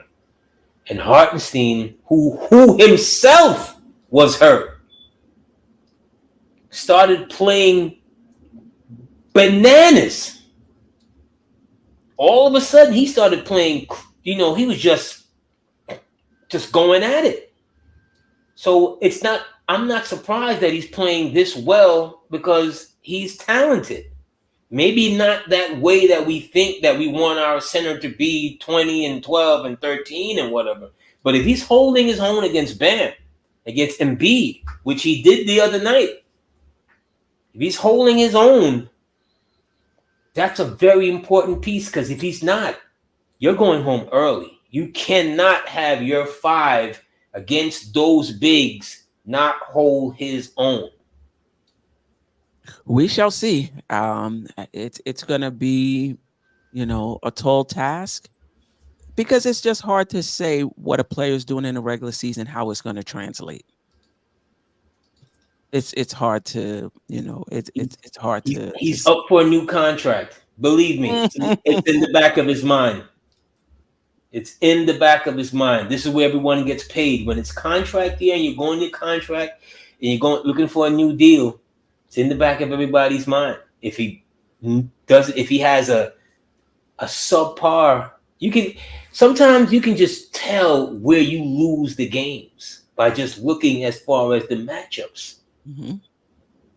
You understand? We get to the playoffs, and if he's doing 6 and 5 and 0.9, we're not going anywhere unless we're just shooting lights out. Because Tibbs is a defensive coach first and foremost. He wants you on the boards. Yeah. People say that about Tibbs, and I agree with it. But since he's been here, our offense has been better than our defense. That's because it's like when you said the high tide rises all boats. He has to. You think he really wants to shoot? You think he really wants to see guys shoot 23s in a quarter? Those kind of coaches from way back then, you think they really want to see you come across the half-court line and jacking threes? They really don't. That's not in their bloodline. They're forced because everybody's going that way. The game has changed, and they have to change with it. Yeah. No, anybody else want to say that? Because now I really want to get into the starting lineup, because I think this is where we differ, or the fan base differs in terms of the starting lineup, which it's like a glove right now, in my opinion. Having DiVincenzo, having Ihart at center, having a knockdown shooter at the 2, having a wing at the 3 who could. He also knocks down the 3 at a high clip and can defend. It's like a glove. The question is, though, what's the ceiling? That's the question. What's the ceiling? So let's for OG or the team? For the team. Okay. That's what I'm saying. That the team right now, for me, that starting 5, I love watching them play. And I feel like it's a really balanced team right now. And you're getting the shooting at the wings. So now, I say pick their poison lightly, because you got to see it in the playoffs, though. What you gonna do? You want to clog up the lane and so Brunson and make it hard for Randle and Brunson, and you want to leave DiVincenzo and OG out there not covered? Okay, do that. But now you want to cover them and give Randle and Brunson a little more space. Plus the fact that we have Hart back there, Ihart as opposed to Mitch. It's beautiful. It's beautiful. I'm loving it. The question is this a championship? Does this starting lineup have a championship ceiling? And the question can be yes. Yes, it's just a matter of fortifying the bench. So we're going to talk about that right now. So I just want to let's talk about how the starting lineup matches up with Boston. So we'll go through the Eastern Conference, and I'll just bring it up there so we could see. And then we'll get into the team as well. So nobody panic. Like I said, we broke it down: duos, third option, starters, bench, coach, Nick Yak. I know it's a 9-man team. We got to talk about. We're gonna get there. I'm just breaking it down by segments, and then we'll talk about it. Were you ever a teacher in your? I was not a teacher. In your personal life. You remind me so much of my grade teacher, Miss Edwards. She had that kind of way, just to kind of like, before you guys get on, bring you back and have that kind of you have that teacher feel to you. Right. Yeah. To bring the classroom back. Right. Give me a gold star, by the way. I was always a fan of the gold star. I used to steal them when she turned her back. I walk by the desk and I'm like, the gold star. Let me take that real quick. And then go home and be like, look, mommy.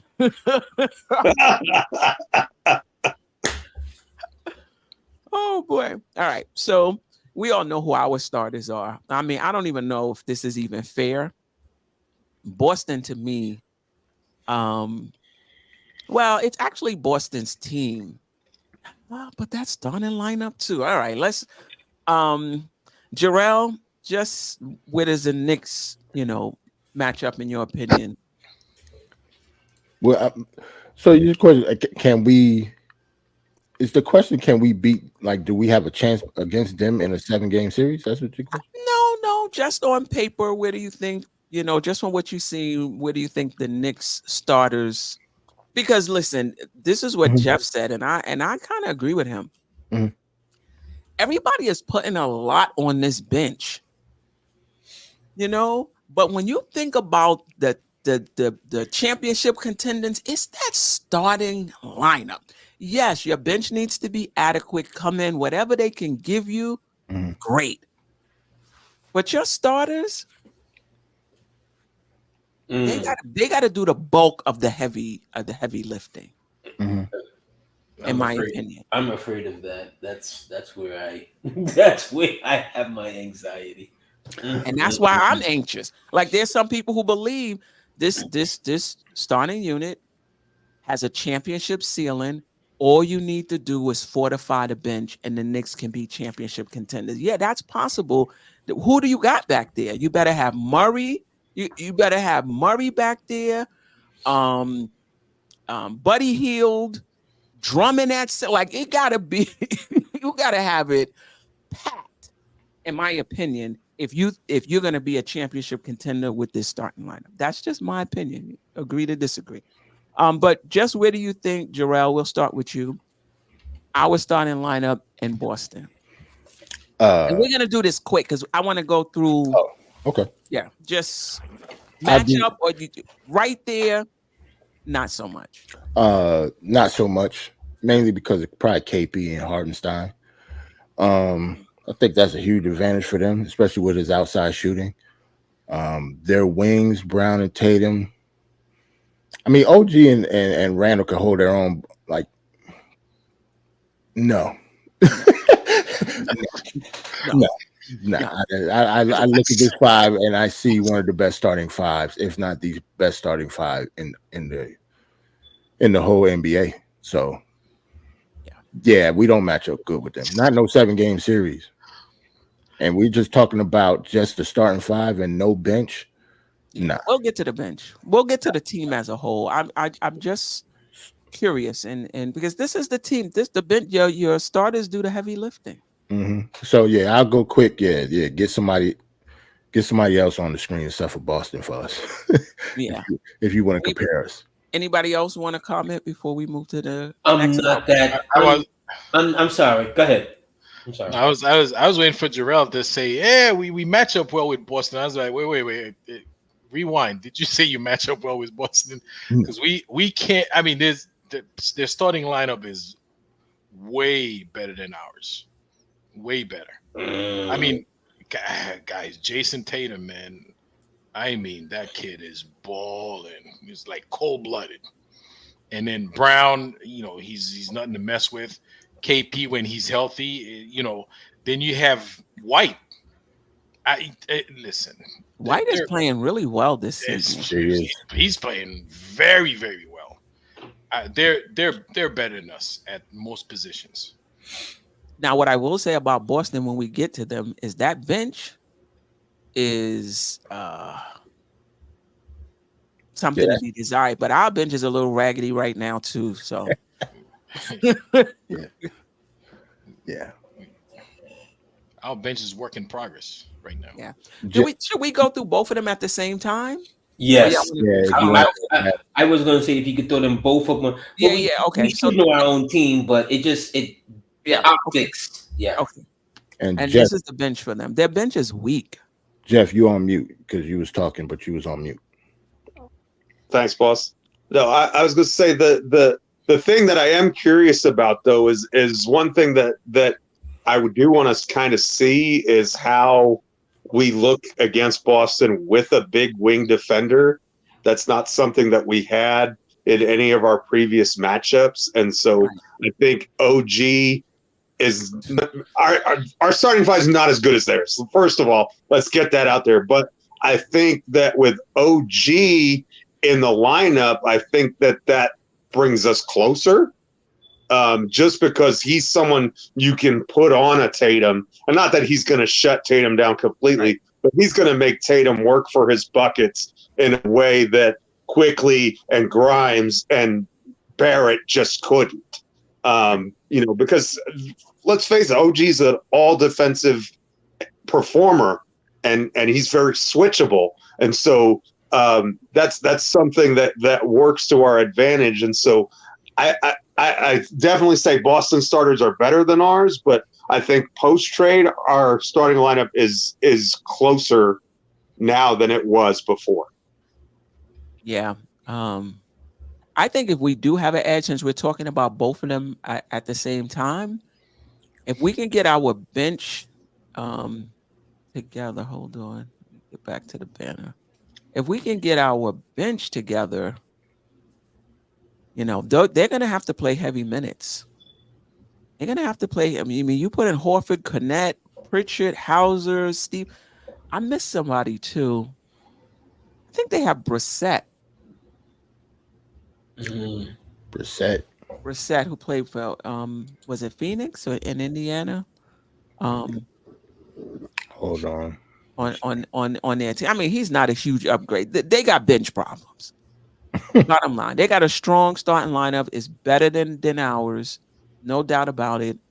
But when it comes to the bench, if we can upgrade our bench, it's gonna help us. Does it put us over the top? Anything is possible. I don't think so. You're right about Brissett. O'Shea, right? O'Shea. Yeah. It's the Something same, like that. the same dude. Yeah. I was about to say, is Kobe Brissett starting quarterback and also off the bench? What is going on here? Soon to be a New York Jet, by the way, Kobe Brissett. Yeah. We didn't get to the Heat, Greg. We're gonna get to the Heat. I like Boston. Boston is a very good team. They don't scare me. When I look at their starting five, I'm like, okay. I don't look at my starting five like it's Swiss cheese and they're imported, whatever with the crackers and the Ritz and the must and the Great Poupon on the side. They have holes. KP. Who has ever been able to depend on KP? But you're talking about if he's injured. We're talking about if he's playing. When has he not been injured? Last year? Yeah. You know what I'm saying? Like, if was a spliff, I would not be on screen with you right now. I'd be someplace else. You know what I'm saying? But I like Boston. Boston's a very good team. Come on in, brother. Go ahead. No. I was just going to throw a little something while you're talking about KP. If KP gets injured, then they have Hartford to fill in for him. He's not a slouch. He's not a slouch, but am I scared of a 38-year-old man still? Like I want to see you out on the court. If I'm Randle, I'm like, yes, I want you, 38, 38-year-old. I want you. I want you to come out here, come guard me, so I can give you this work. There's 38 and 38. We had 38 Taj. They have 38 Hartford. That 38 is better than our 38. Yeah, 48. Yes, well, yeah. 148 times. I'm saying it's not like an insurmountable. It's not like the mountain that you can't climb. You know what I mean? Like, they have a nice team. The one player that we have not spoke about on their team is Drew Holiday. Yeah. Okay. You have Drew Holiday there to help you with their ball handling, because one thing that Boston has been weak with over the last 5-6 years, when they get closer and closer and closer, they bumble the ball. You can attack Brown. Brown's handle has never been good. Right. Marcus Smart. Right? You can attack Tatum. You see what I'm saying? Like, you have guys now that if OG can't be, and I'm not saying he's going to be the Tatum stopper or the Brown stopper, but 6'7" with a 7'2" wingspan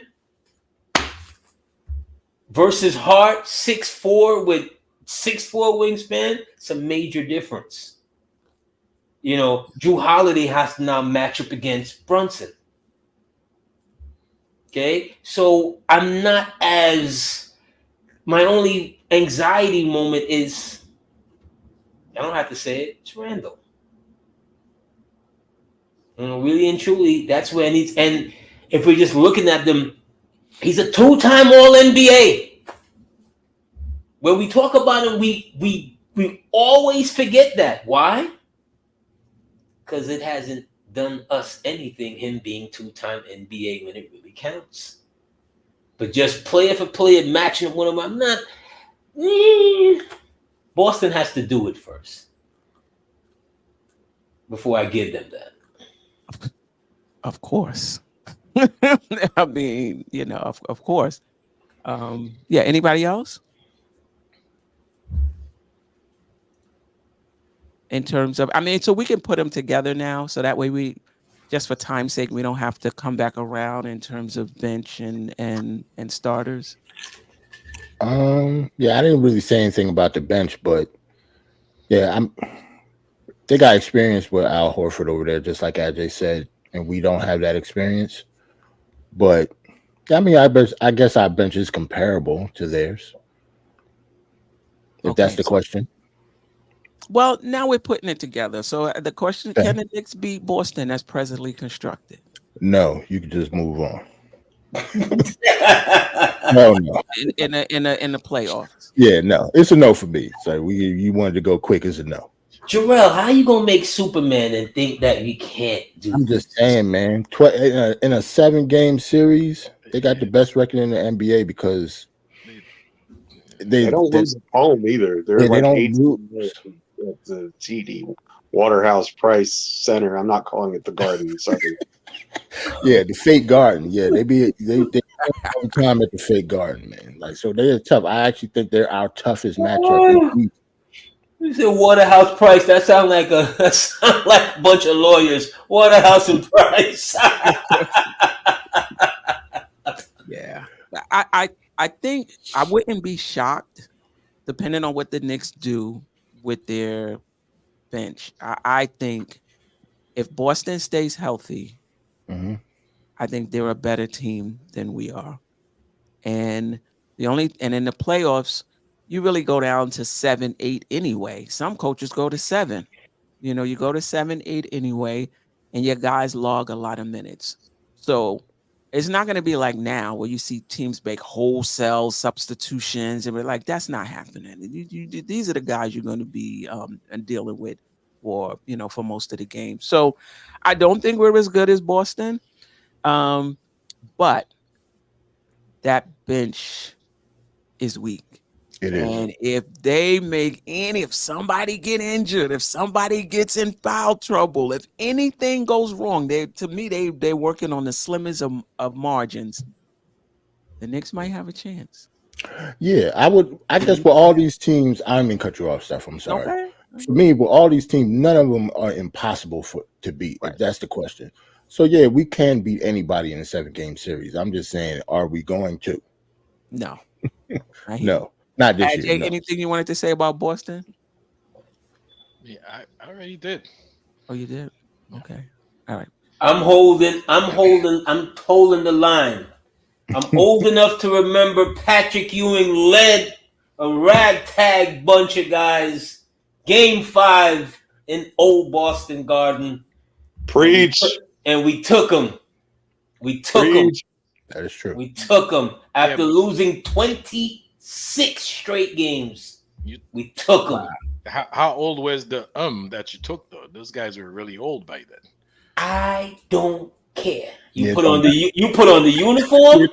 You put on the uniform. That's it. I don't care if they rolled out right now, scratched up his grave, and brought out who was it? Whoever, Heinsohn, all of them. As long as you're in Boston green, you can get this. You can get this work. Okay. I don't care if they rolled out all them old ghosts and whatever. Johnny Most calling the game with his graggly voice. All of them. You can all get it.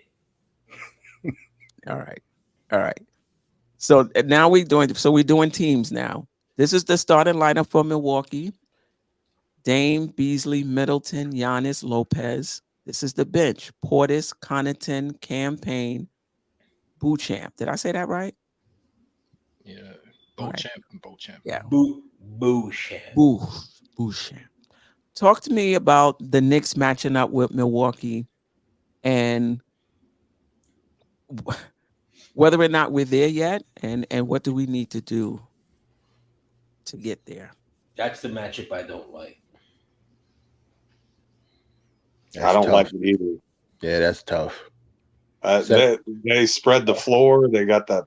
I mean, Boston does too, but Milwaukee's just, they're long, they're strong. Giannis is a beast. Trouble for Randle. You got Lopez, who stretches the floor, and they can bring in Portis, who can stretch the floor just as well.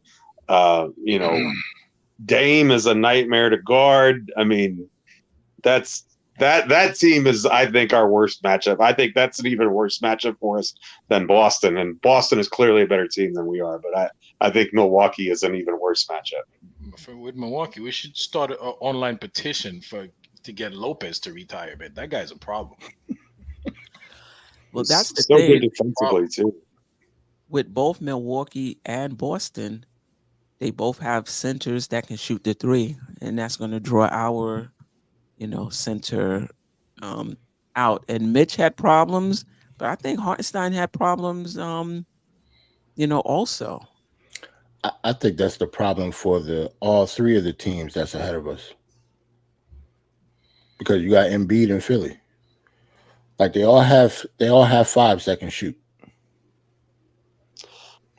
I'm wondering if OG doesn't help us some on that, because I don't know that we're necessarily as reliant on the drop coverage as we were, because I know we like to do that and have the rim protector and all that. But if you have OG who can stay in front of the best attacker with the ball, then you're not having to scramble as much defensively, and then maybe you can stay more at home. And this may be pie in the sky thinking, theoretically in my mind it works, that you can stay more at home, because in other words, when you're getting beat at the point of attack, then all of a sudden then he's got, they've got to play in so they can drop, so they can help. Well, if you can cover the point of attack, that means you're not having to drop, or at least you don't have to come as far, and so it's easier to recover if that pass gets kicked out to the wing.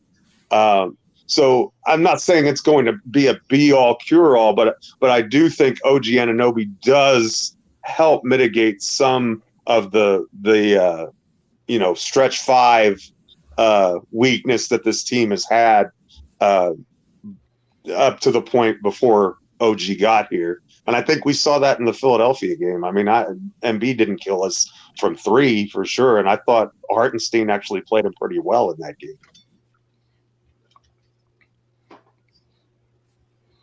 Yeah. Sorry, I'm trying to get my vote in before midnight. Got to get that triple. Yeah, trying to get that triple. So once a Knick, always a Knick says, I think we can beat Milwaukee, Philly, and Miami. Listen, the thing about Milwaukee is they're not a good defensive team. So basically their offense has to be on. But they got a lot of people that can they shoot 60% from three every time they play us, though. Yeah. Their offense is always on. That's the problem. Yeah. Connaughton, I mean, yeah. I think their bench is better than ours right now. Yes. Who's on our bench? We're talking about McBride, Grimes, Hart, Achua, and whoever runs with that set. Well, let's just talk about those four. I feel like I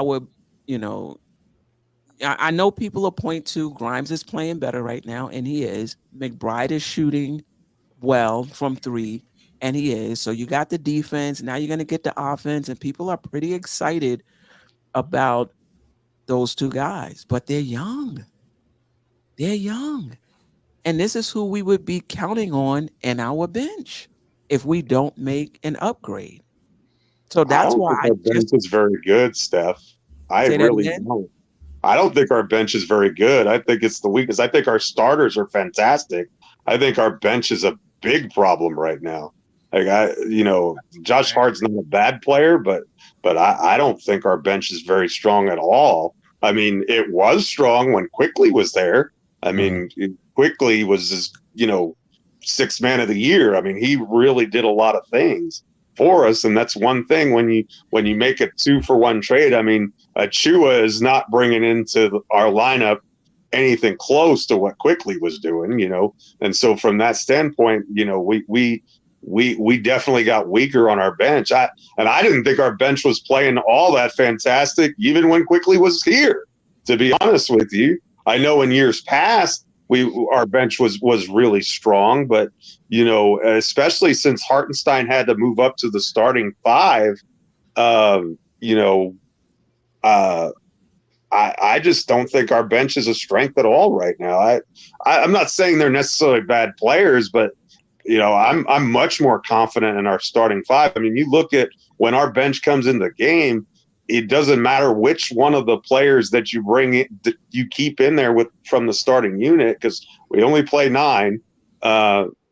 They struggle to score. They're not bad defensively, but they struggle to score unless they can push the pace and get rebounds and go the other way. Then they're okay. But if you're relying on them to create any offense of any sort, it's just not there. Well, that goes back to my point earlier as far as getting, another ball handler, another point guard to be able to come in there and get them in their sets, and someone who can, not only just to pass, someone who can galvanize and make a shot. Yeah, can take a shot and make a shot. When you balance things, you balance the floor, and so it makes the game a lot easier for everybody else who doesn't have to worry about. You don't have to worry about Josh Hart being the quasi point guard off the bench, because you don't need him doing that anymore. You need him doing what you have him doing, which is energy, fight, tough, defense, rebounds. See what I'm saying? When you balance the floor, everybody can kind of just get into their roles and not have to worry about doing something that they're not accustomed to doing.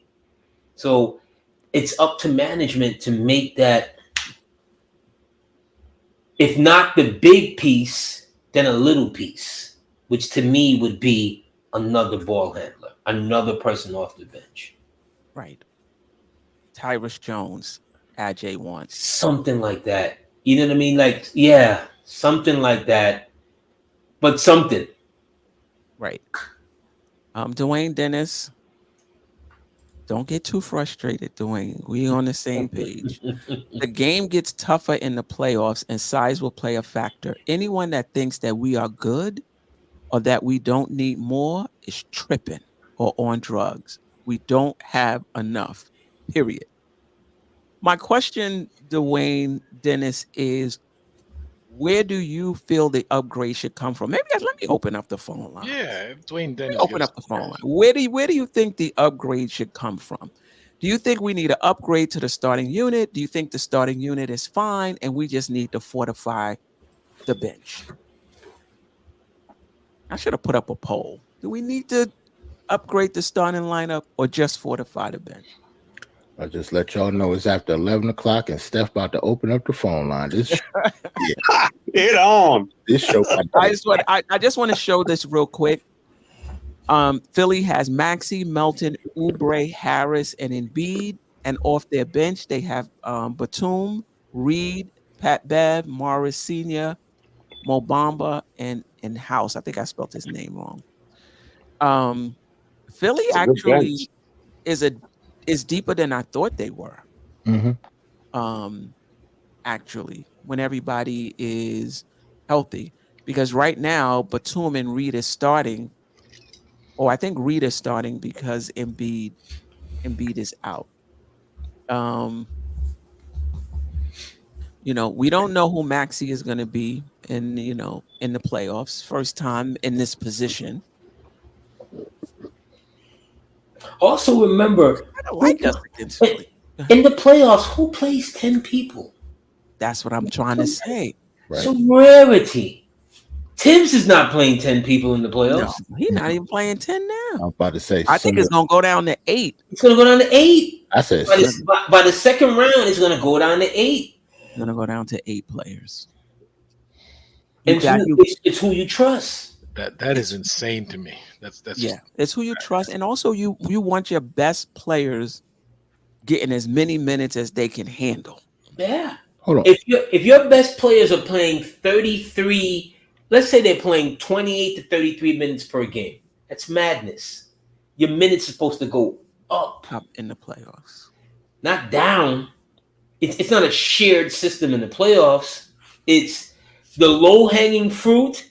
They really become low-hanging fruit in the playoffs. It's your big guys who need to step up and carry more of the load. Correct. And now Jalen Brunson played 93 of 96 minutes in game 5 and 6 against Miami. And those 3 minutes that he didn't play. He should have played 90. He should have played every damn. If he could 96. play 48 minutes in Game 5, why couldn't he play 48 minutes in Game 6? So Amen. game. Yeah, I agree. And so then our bench, the three that would come off would be Hart. That would come off the bench if we move to 8 would be Hart, Grimes, and Achua. I would think that's not enough. Not No, enough. no, It's not enough. especially not a Chua. Yeah, And especially the way Hart has been playing. and the way Hart has been playing. Josh Hart has been playing like a shell of himself. Oh my God. And I say, Actually, I thought until last game he was actually during the 5-game winning streak. We saw a lot of good Josh Hart. Actually, I think if we're going to be fair, I think Josh Hart started to really pick up the pace and play well. He was awful in the Mavericks game, but before that, I think the games previous to that, the Philly game, he was very good. Yeah. Just to be fair. Let me move through this really quick, and then we'll open the phone lines. Miami, Lowry, Hero, Butler, their rookie Jaquez. I don't know if I said that right, Junior, and Bam. And then off the bench, Robinson, Josh Richardson, Thomas Bryant, I believe it is. I spelled that wrong. Highsmith and Jovic. Again, to AD's point, probably Robinson, Josh Richardson. That might be it for my. They might just go 7. mm-hmm. They No, might just go 7. it's 8. 7 would just be, that's evil Knievel stuff. Okay. You know what I mean? That may be just a bit too much, but you still need some type of rest, some type of blow. You understand? So would I put it past Tibbs? No. But in the most important No, I don't think Tibbs would go. I'm saying Miami might go 7 with just Robinson and Richardson, and maybe their 8th person might get 10 minutes. Spoelstra's not, he really showed me something last year. And I try not to watch Miami because it's Miami. But he showed me something last year. He's not someone who's rigid. He's not someone that won't make a change. You understand what I'm saying? Like when he came out against the Knicks, and I knew this was going to come when they threw the zone at the Knicks last year. It's like I could just predict it that he was gonna do it, and he did it, and he kept doing it in different variations, and they didn't know how to handle it. Why? Because they were not used to it during the regular season. So he's the kind of coach they're gonna find something to kind of give you something to how you're gonna counter that move. Last year it was the zone. It's the zone that won Mavericks the championship. Remember that? Yeah, I don't think that's going to be an issue this year, though. And the other thing I think the Knicks have going in their favor, if they can't make any upgrades to the starting lineup, is both DiVincenzo and OG have played in playoff games before. They've been on championship teams, though they were injured. They kind of have a sense of what it takes, and I don't think the playoffs are going to just take them out of their game, kind of what we witnessed last season with IQ and Grimes and anybody else you want to mention. They was just going down like flies, in my opinion, as the playoffs went on. I don't think that's going to happen with DiVincenzo and OG. And that I like the fact that we have young veterans on the team. Queen, a quick correction. And Bam Adebayo was hurting people. He was taking them down like flies. So just mention. That's right. Say it right. Hey, everybody you mentioned, he got hurt by Bam Adebayo. Exactly.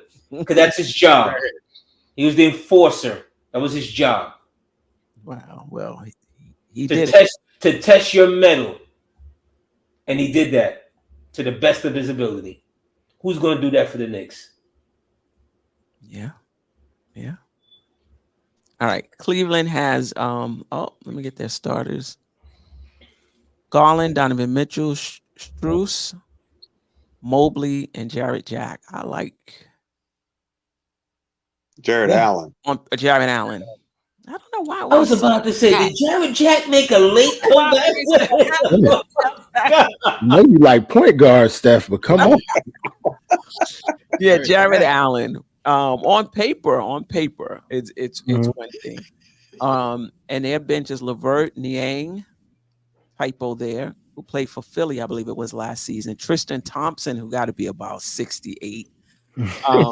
Dean Wade and Okoro coming off there. But I got to be honest, every bench I've put up is better than ours. Is better than ours. Maybe Boston's isn't. But Horford is, He got experience. He has experience. All right. And comes up big in big games too. Horford does. Yep. Yeah. Suggs, this is when healthy. They're not healthy right now.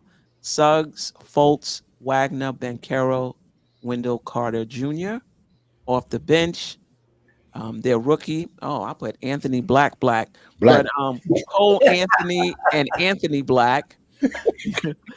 the Wagner, the center, and Jonathan Isaac, who's injured actually right now. Jonathan Isaac is constantly injured. That's what Jonathan Isaac means. Right, exactly. And last, Indiana, Halliburton, Bruce Brown, championship with Denver Neesmith, really tough defender. Jalen Smith is back in the starting lineup, the one with the goggles, and Miles Turner. And then off the bench, I mean, they don't have a lot of playoff experience, but McConnell, who I love, Nembhard, Mathurin, Buddy Hield, Toppin. I like how you put Obi last. Oh, you know what? I was just going off he was last on when I was going off the box score. He was last. So, yeah. So just real looking for an upgrade at the 4, by the way. Indiana is. They're looking to upgrade at the 4. Yep. They're looking. I heard Siakam. I've heard him. For Indiana, Philly, Sacramento, definitely Philadelphia. Yep. But Sacramento doesn't want to give up Keegan Murray, so they may not be it.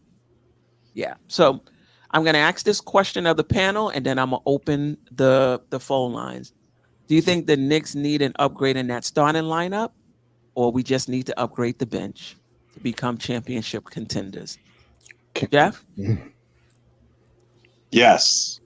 We need to upgrade the starting lineup, and we need to get we need a little bit more help off the bench. I think I think we need both. I think we need to. I don't know if we can do that in one trade deadline or whatever, but I think the Knicks front office knows it too. I think that they've been actively canvassing the phones. I think that they know that they need more depth. I think ideally DiVincenzo would be able to come off the bench and be an anchor in that second unit.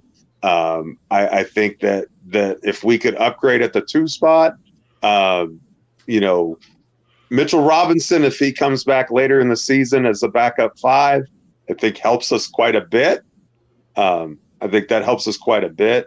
So knock on wood for that. Hopefully he's able to recover and start to come up and be somewhat like he was in the Cleveland series last year and at the beginning of this year. That would certainly help because Precious Achiuwa or Jericho Sims or, we're about to the point where we need to put Julius Randle at the 5. I mean, it's really, in backup units, it's really tough, from that perspective. But yeah, we need at least one more bench player, and I would love to see Brogdon. I think Brogdon would be nice. I don't know if the price tag on Brogdon is going to be too high or not, but probably less than for DeJounte Murray. But I think Brogdon does a lot for this team.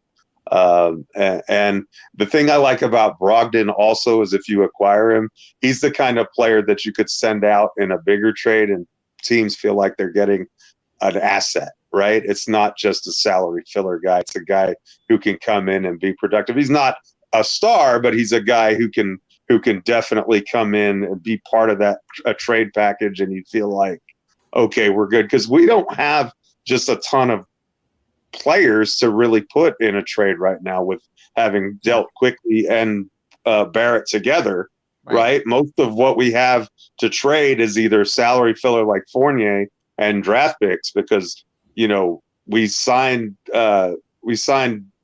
Deuce to an extension, so we can't even trade him if we wanted to, and he wouldn't fetch that much even if we could. And then I don't think teams are beating down the door for Quentin Grimes the way that he's played this year right now. I could be wrong about that, but I you know, how much does a Grimes and Fournier package net you? Is that enough to get add draft picks depending on whoever you're getting? Exactly. No doubt about it. Anybody else before we get to the phones? Do we need to upgrade the starting lineup, or the starting lineup is good? We just need to upgrade on that bench.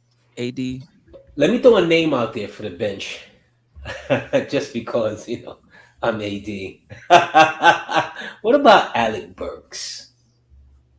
I'm okay with Alec Burks on the bench. I would be fine with Alec Burks coming off the bench. He can get you into offense. You know, the stench, I believe, has worn off from when the last time he was here.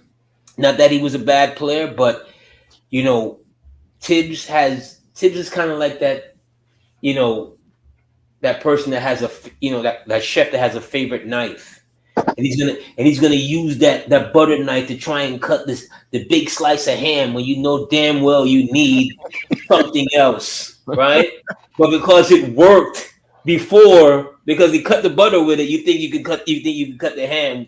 The same thing with the butter knife.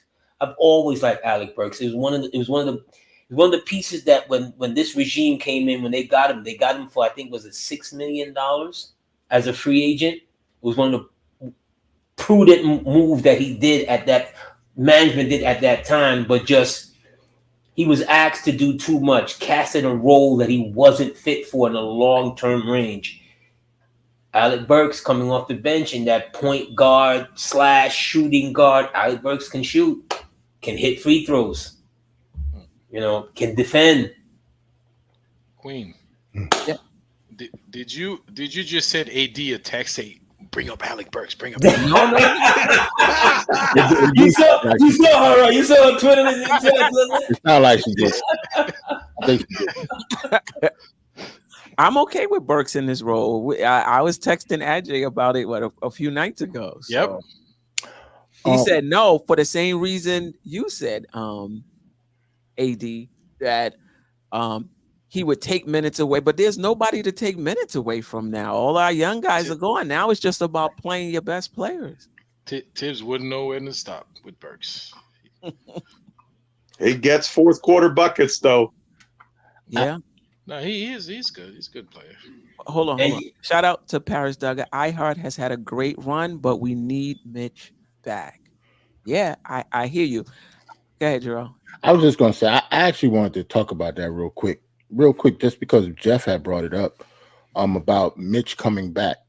When we talked about our bench, none of us mentioned Mitch coming back. Because he may not. I don't know. Since we didn't get that exemption, I kind of figured Mitch will be back, and we're talking about like after the regular season is over. So it seemed like he should be back. Well, it depends, obviously, but I guess I'm assuming that he'll be back for the playoffs. No, he might. Hopefully, because that completely changes everything. No, but I don't know about everything. But if we're talking about gauging benches, that changes a lot for me. Off the bench, absolutely. He's coming off the bench, and we had pressure to Chua. But I think we still need more, though. I don't think Mitch on that bench is if that's the only change we make. I don't think that's enough. Yeah, because of offense. Jerrell, he'd have to be back like right after the All-Star break in order to get in shape for the playoffs. I don't know. He's gonna take that long? And he don't have to play that many minutes because he'd be coming off the bench, though, Ajay. Queen, it took Mitch a whole season to get in shape. One season to get in shape when he was out. He might be exaggerating, but it damn sure was like 4 months, maybe.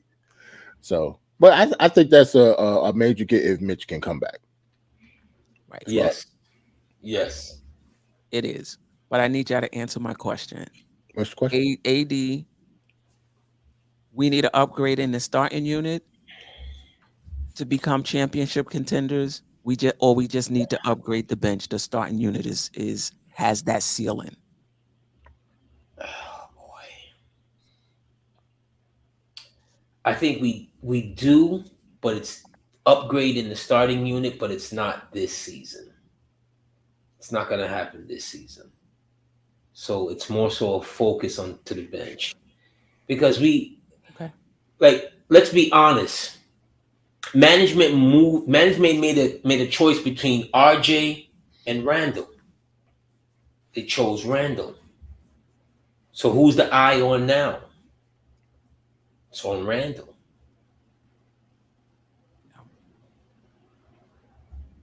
So I would say, again, they're not going to do anything crazy. I would be totally surprised, but I could see them definitely adding to the bench. Okay.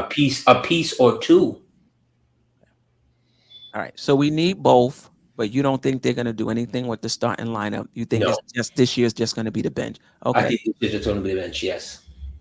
Jerrell, starting lineup has a championship ceiling. Leave it alone. We just need to upgrade the bench. Both. I'll go for both, and I'll go quick too. Both.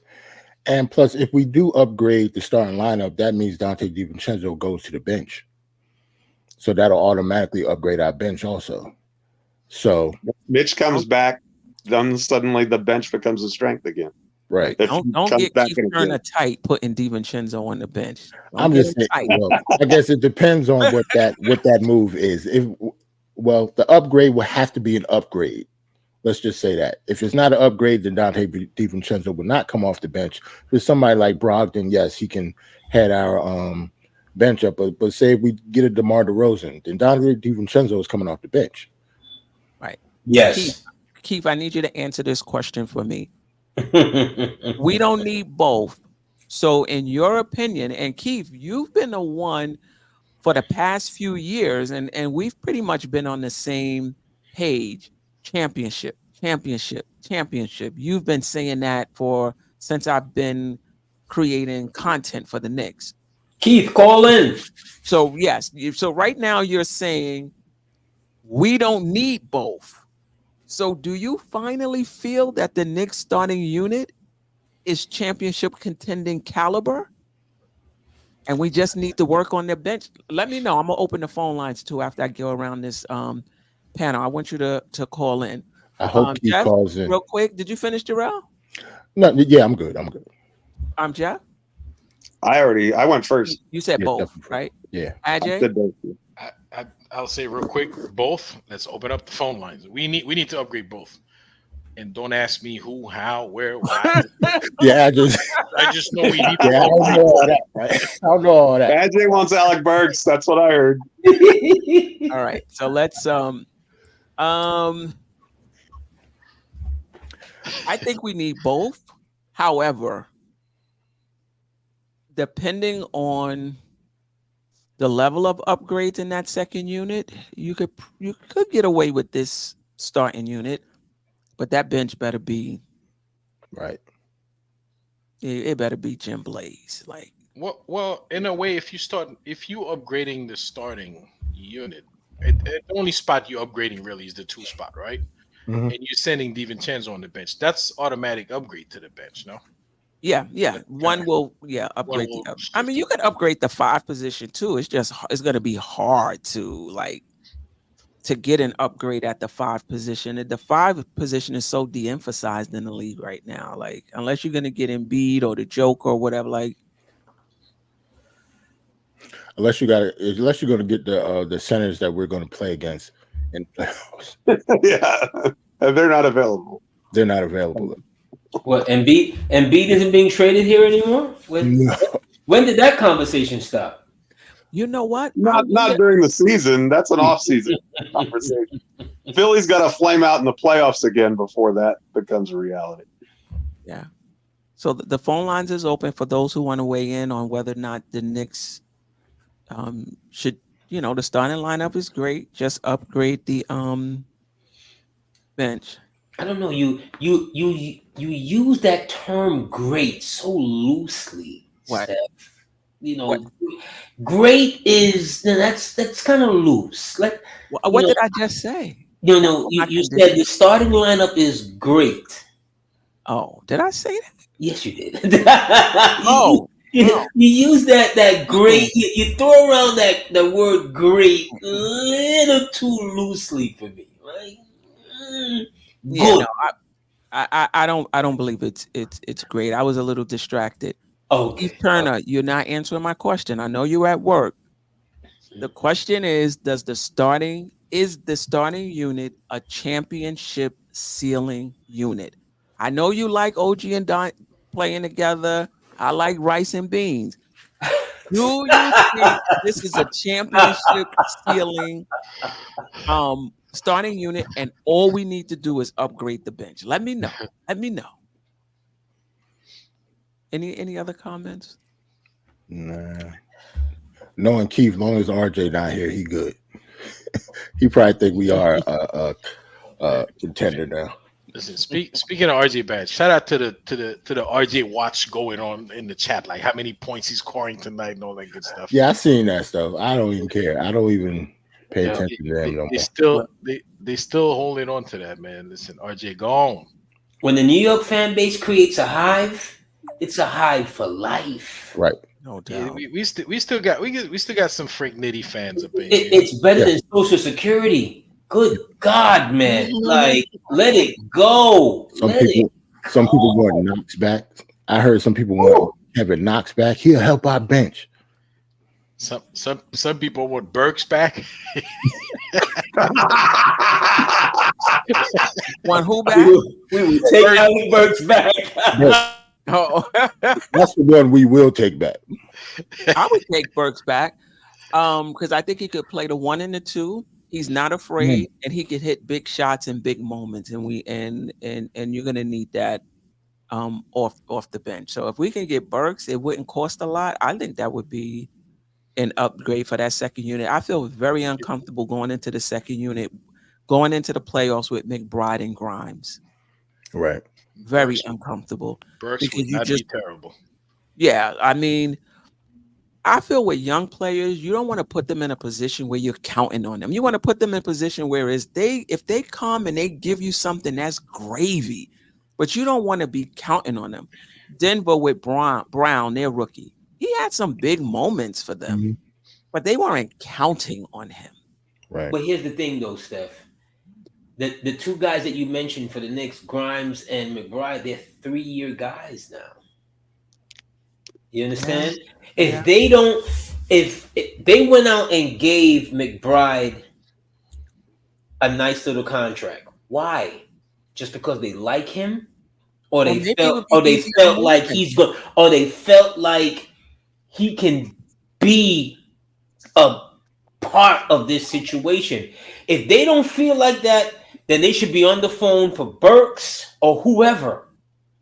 Because at the very end of the day, you cannot waste Brunson's prime years. And I know I sound selfish when a Brunson is all about Brunson. Yes, it is. Yes, it is. The same way it was all about Melo. Same way it was all about Ewing. Yes. You can't waste your best player's prime years while you wait for somebody to catch up. Don't get this chat started. I want all the smoke. Brunson is the best player. I want all the smoke. I'm built for it. See, they ain't go. See, AD gonna say that they ain't gonna throw tomatoes at AD. They still. He said the exact same thing. They get mad tomatoes thrown at. Right. Why would you trade iHeart when you don't? Basically, you trade iHeart, you're giving up on the season. Yeah, because you don't know when or if Mitch is coming back. We have problems with height right now. Unless it's an upgraded 5. Right. Yeah. I hear what you're saying, AD, that they're third-year players and they should be ready to contribute. They just not. I don't have. Listen, they might. If you're not ready now, then when? You're gonna push it down one more year. Oh, they'll be ready by year 4. They even tell me, oh, they'll be ready by year 5. Do you the patience of the today? No, I do not. And if I could get a significant veteran to come in here, the reason why Golden State, one of the reasons why, I don't want to say the only reason why, that they were able to win that first championship and which propelled them. Look who was coming off the bench. Look who was coming off the bench. Ron. To accept, press 1. To send a voicemail. Hey, Ron. Hey, Steph. How you doing? I'm good. Happy New Year to you. Salute. Same to you. Just want to. What's up, everybody? Who else want to call in? If you could just wait till after the phone call, because there's no way I can put you on hold. What you got for us, Ron? Well, I seen that number up there, and it was like it was calling me. You couldn't help it. No, you couldn't help it. I miss hanging out with y'all and talking Knicks, man. So, Ron, you could come on I was giving people a chance. I appreciate it. Thank you. So I'm gonna answer the question, Steph, because everybody's scared of the question. I'm gonna answer the question. Am I the only one thinking like everybody is going around the question?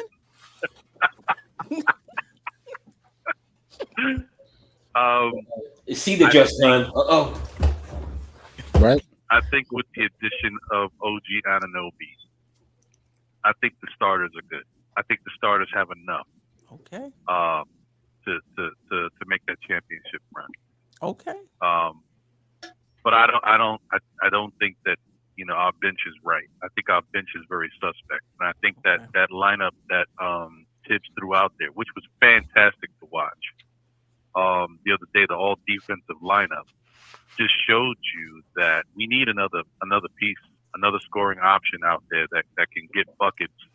Because we never know. We might be in a situation where we are down and we want to use our best asset, which technically is our defense, even though our scoring for the team has been up. I mean, our defense is still our identity. So if we're going to go out there and throw a defensive unit out there like that and not have any scoring punch, we're going to be in trouble. Right. Okay. All right. So you're locked in on this starting lineup. So that means when Mitch comes back, you're not making changes. You're going to keep iHeart in the starting lineup. Yeah, I think iHeart has done enough to supplant himself in the starting lineup just because of the way this Knick team is now moving the ball. They look a lot more comfortable. There's a lot of fluidity. The space is opened up now that IQ and RJ are gone. I just don't know how you can go back to Mitch in that starting lineup. Not right now. I mean, they may have to next year when iHeart leaves, but I'm just saying. I don't know. I'm just joking. I don't want to put it out there. But, well, you know what? Yeah, I just think. Look at it, Steph. You bring up a good point. I was reading an article that the Knicks' hands are kind of tied with iHeart. They're limited in what they can offer him, and I think it's the mid-level about $16 million because they can add in incentives that are readily attainable and can get it up to like 16. But that's about it. And so somebody else can actually offer more. And I couldn't quite understand why the Knicks are only bound by the extension when they didn't draft him. Like, it's not the Mitch or Jalen Brunson, situation. He'll be an unrestricted free agent. Yeah. So we have his early bird rights, though. Those are the early bird right rules. Yeah, I was surprised that they're limited in how much they can. Yeah, I don't get that either. So if another but team here's the thing. If Isaiah Hartenstein is worth a contract of upwards of $20 million per season for next year, that means we're in for one heck of a ride the rest of the season, ladies and gentlemen. Yeah, Because that dude's playing out of his mind. that's true. They said that in on. You must have read the article, Geoff. They said that in the article as well. Yeah, I mean, that's a good point, and that does. But the whole thing is that we're in a really tough spot because we're going to have to ride this till the wheels fall off. We can't trade iHeart, like you were saying, Steph. I said that a couple of weeks ago too. Like you need iHeart. You can't trade iHeart. And the other thing is, best case scenario, iHeart continues to play like this. And yes, he's going to raise his stock and the value is going to be extremely high. But if it gets to that point, I just think that the Knicks might have to say, you know what, he's too good of a center for us to let him go because we're so versatile with him and all the things he can do. Changes and everything. Might have to make a tough choice and give iHeart the money and find a way to offset by trading Mitch. Ron, don't set this chat on fire. I'm about to say, Don't set this chat on fire. how come everybody else that don't usually be on the show don't get the tomatoes that we do? AD came on and said Brunson was the better player, no tomatoes. You came on and said trade Mitch, no tomatoes. We said the same thing, tomatoes. Can I have a question. Well, I'm saying I feel bad for Mitch though. I just want to say I feel bad for Mitch, and I've been trying to talk about Mitch every show I'm on and every show I do because I feel like the Knicks fan base is starting to forget about Mitch, like the "what have you done for me lately" thing. Right. And I think they're downplaying how good Mitch was for the team. Right. Is he as good as iHeart? No, because iHeart can do more, and iHeart is doing more right now. But that doesn't mean you throw away Mitch like he's garbage. He helped us, get out of that Cleveland series convincingly, as I've already said in the past. Right. He also is the type of player that will run through a wall for Tom Thibodeau and this Knicks franchise. You need a guy like that. Right. But if iHeart continues to play this way, because he's playing out of his mind, if he continues to keep this up and his price tag goes up, the Knicks might have to make that tough call. The whole thing is we've been watching this Knicks team for 4 years under this regime for the most part. I know Mitch has been here 5 years, but I'm just saying give it 4 years. Mm-hmm. A lot of these guys, we've been wanting for them to continue to improve so that we can get to a point of saying, okay, this is a guy we can win with. We don't have to keep looking for anybody else. This is a part of our makeup. This is our roster. Right. And some of these guys have had their course run. RJ had he had a lot of leeway. Right. Quickly probably got to the point where it looked good enough that we could keep him. We just can't afford him. Right. And then when it comes to Mitch is just getting the bad luck of all bad luck, like going out right now and then having iHeart step up. But I will say one thing about iHeart, and I don't want to take up too much time for other people to call. That's fine. I wouldn't be surprised, guys. I hate to say it. I wouldn't be surprised if iHeart starts to falter because he is carrying a heavy load and his motor is so high right now. He's doing so much. The other day, I think Freezy brought it up. I don't know what it was, 23, 24 minutes. iHeart had like 14 rebounds. He's working really hard, and he hasn't been a starter in this league. That's true. I mean, unbeknownst to me. Right. So he's putting in a lot of time, and I just think he's going to start to wear down. Not only is he putting in a lot of time, but to your point, it's one thing of being on the floor. It's another thing being on the floor. And he's on the floor. Like he gives you everything he has when he's out on the floor. It seems like that's the only way he knows how to play. He's not brittle. Pacing himself and things like that. And you're right. But you will come in for 10 minutes a game or whatever. You're right. It's not enough. It's not enough. I got a question for the panel and for Ron. We might have to go out and get ourselves a little Bismack Biombo. Mm-hmm. We're talking about trading Mitch to make room. What is Josh Hart not tradable? Josh Hart is tradable. And you might even have to listen. These contracts are stacking up. You might have to at some point trade Josh Hart too. The question becomes: do you want two centers? Center is not a position in the NBA that's valued the way it used to be. So depending on how much money you're paying each of those guys, do you want 30 million, 28 million, whatever it is, tied up in your center position? Maybe you do. This is a tough one, man. The Knicks always find a way to put themselves in an interesting position.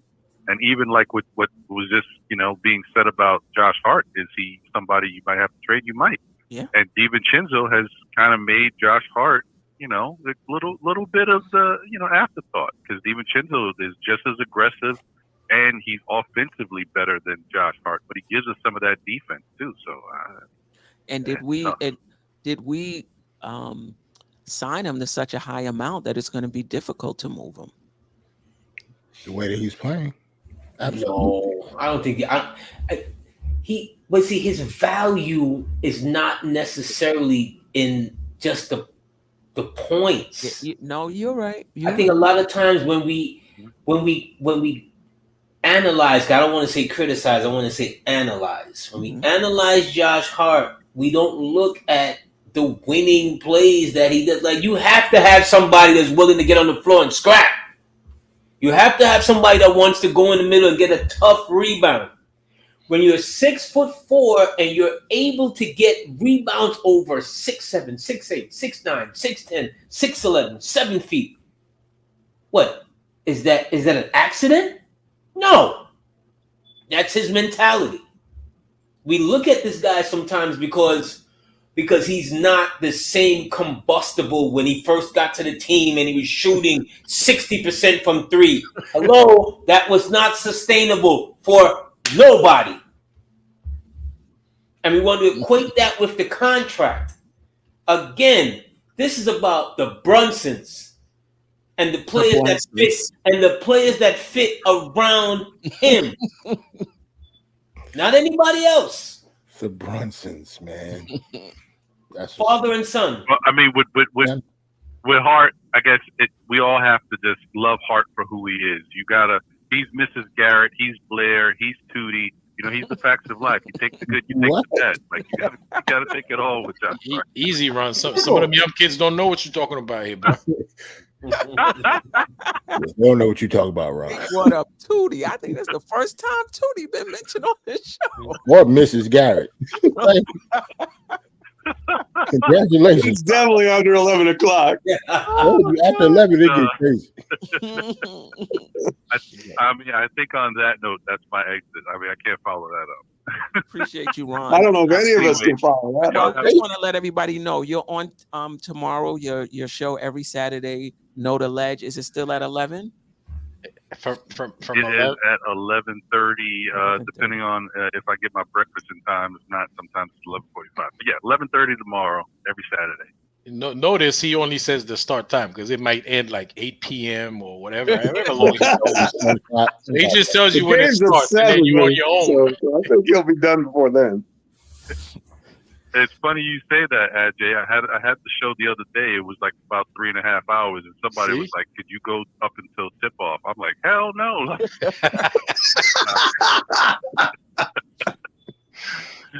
Anyway, y'all have a great night. I'm listening. Shout out to Ron, man. Shout out to Ron. Later. Salute. Shout out to Knicks Harry fan. Douglas. Wasn't that iHeart against OKC, Indy, and Orlando? Shaking my head. I'm not sure what that was in response to, but somebody brought up a really good point. And I can't find it. And it was about, as long as Tom Thibodeau is here, Mitchell Robinson is not going anywhere. Makes sense. I can't find it. If we get Joel Embiid, he's going somewhere. Right. That's I think that's right. That's different. I think that's a good point because Stafford put an article in the chat that teams have been calling for Mitchell Robinson, and the Knicks have been not willing to trade him. Now, is that because they don't know how contract negotiations are going to go with iHeart? Is that they still see him as the starter on this team going forward instead of iHeart? Is it just that what they were calling about wasn't good enough for them to consider moving him? Hard to say, but Tom Thibodeau, and I know you guys mentioned this as far as Burks is concerned, but I'm mentioning this as far as the center is concerned.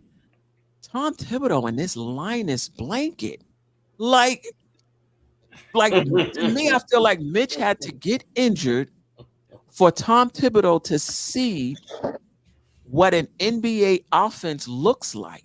Right. You know, is there a drop off defensively? Yes. iHeart is not Mitch. Don't get me wrong. But in terms of all around, it is a net positive.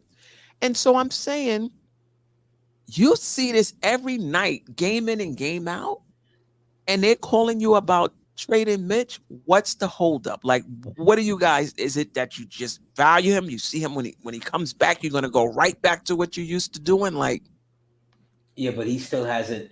You know, Mitch hasn't played with OG yet.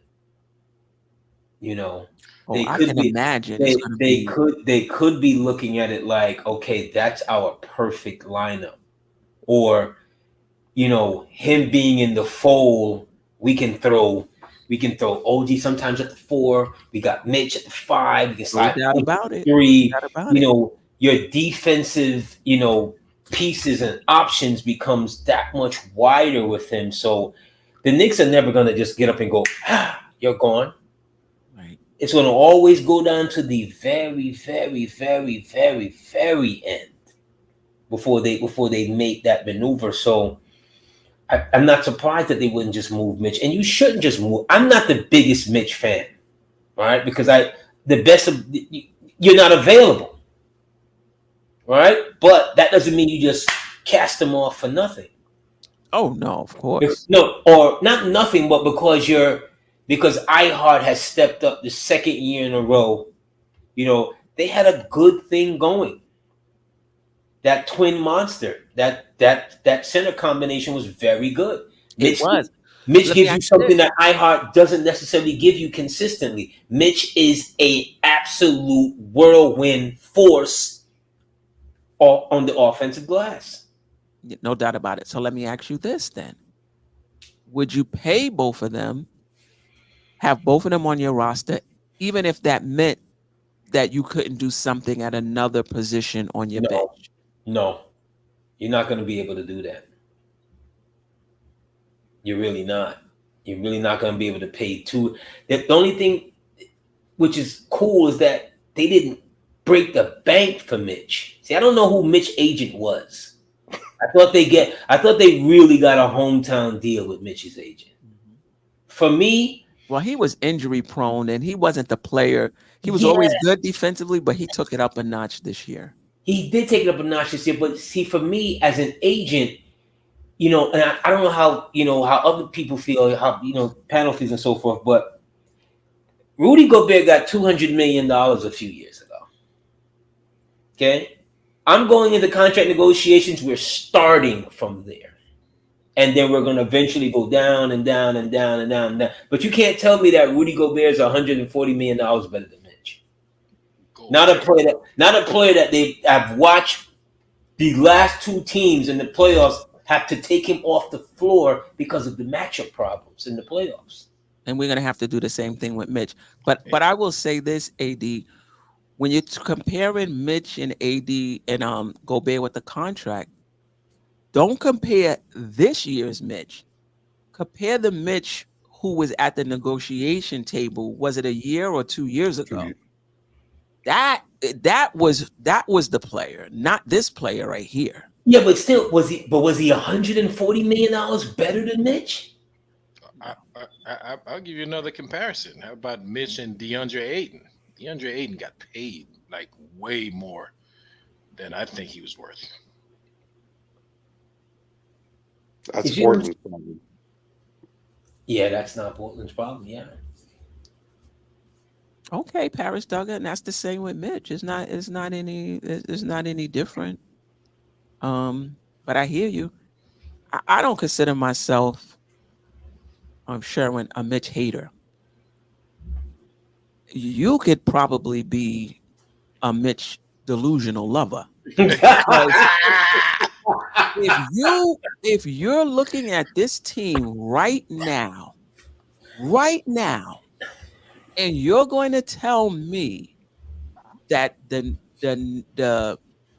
a starting lineup with Mitchell Robinson in it is a better team we're a better team with Mitchell Robinson in the starting lineup than iHeart in the starting lineup, then that tells me you're not about the Knicks. You're about Mitch. And I get it. You're all about the defense. But the way this league is right now, you have to be able to your offense has to be able to move. You got to have space for your best players to operate. Randle and Brunson are our best players, and they don't have the space to operate. They were getting it done, don't get me wrong. But now when you watch the games and you look at the key, how open it is, and our perimeter defense is better. And I've always said, if you got perimeter defenders, you don't need an elite rim protector. You got DiVincenzo, you got OG. The defense is shaping up without Mitch. And you're gonna sit here and tell me we can't afford both of them, so we gotta let iHeart go. You're not about the Knicks, in my opinion. Yeah, it's fair. You may not be able to sign them, to have them both. And, we sometimes, like I said earlier, when the Knicks fan create a high for somebody, not because you draft him means he gets to retire here and come back in the Willis Reed tunnel. Sorry, this is professional. This is professional sports. You know what I mean? Like you can wish for Knox to be Dr. J all you want. He's never going to be Dr. J. And one thing to remember with Mitchell Robinson, this front office didn't draft Mitchell Robinson. So I don't think they're necessarily as tied to him. They did sign Isaiah Hartenstein, by the way. So I think if the front office, this may not be Thibodeau, but I think if the front office had their choice, I think they would rather go with the player that they signed via free agency versus the player that they didn't draft. Right. You notice that they weren't tied to RJ Barrett either, right? And you notice a lot of what the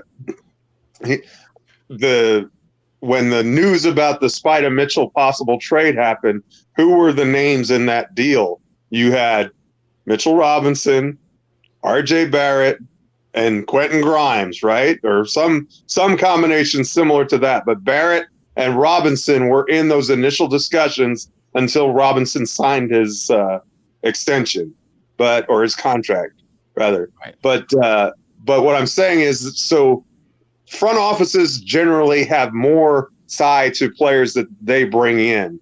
And Mitchell Robinson predates this front office, so they may not be as tied to him as. And Thibodeau loves him, but that's definitely true. That's the only reason why he's still here. Thibodeau maybe it is threatened to quit. but Thibodeau loves iHeart too. I'm quitting. But is that true for this front office though, Jeff? Because they drafted IQ and OB. These guys are gone. I mean, they're not really, they don't care. I think, they just do what they do. And, they didn't draft a whole lot because we know, the past couple of years we haven't drafted anybody. But most of the people they drafted are not here. We did only Deuce, Jericho, and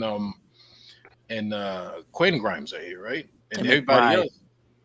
Yeah, Deuce. But what I'm saying, Ajay, is they're bringing in the players that they're crafting. They're bringing in the Dante DiVincenzo. They brought in Josh Hart. They brought in Jalen Brunson, right? So they're building this family, this culture of the players that, what do you want to call them, CAA or whatever, however you want to categorize or characterize it is fine. I'm just saying, I think that I don't think that I'm just saying I don't think they're tied to Mitchell Robinson, and I don't think that, it's business is business, and I don't think they would have any trouble putting Big Mitch in a deal if it's going to get them a player that they want. I'm agreeing with you. I'm telling you, they're not even tied to the players they drafted, so let alone Mitch. So I'm agreeing that, they have no problem getting rid of him. Let me do this super chat, and I got a question for Geoff. Okay. Silk Sutton, appreciate the super chat. Thank you for rocking with us. Queen, I heard Atlanta asking Mitch or Grimes for Murray. Yes or no? Yes. Or you mean both? He said or. All right. It's yes. Okay. It's yes or yes. I'm about to say, okay. Now, if it was both, that would be a different story. But you think one or the other? Absolutely. He's not going to be cheap. I know that. They gave Right. up three. They gave up 3 first-round picks to get him. Right. We're going to have to give up a lot to get Murray. Absolutely. But Queen and everybody, I definitely got to run. Yes, right. I've enjoyed my time with you guys as always. You know, salute to you all. It's a great panel, great show, and so forth. I'll still be listening, but I gotta be on the move right about. Okay, I appreciate you. Great appearance, AD. Thanks Always for a coming pleasure. by. Always. Good night, y'all. All right, Good good night. Good night. The question I have for you, Geoff, is you're a huge Mitchell Robinson supporter. And sometimes when you're on a panel with people who feel differently about a player pretty strongly, I'm not saying this is you. Sometimes you just like, I'm just gonna leave it. I'm not gonna really say, too much about it because I'm in the minority here. But I'm really interested in your true feelings on the Hartenstein Mitch thing, because I know you're somebody who's fair and kind of look at things, on both sides, even though you love Mitchell Robinson.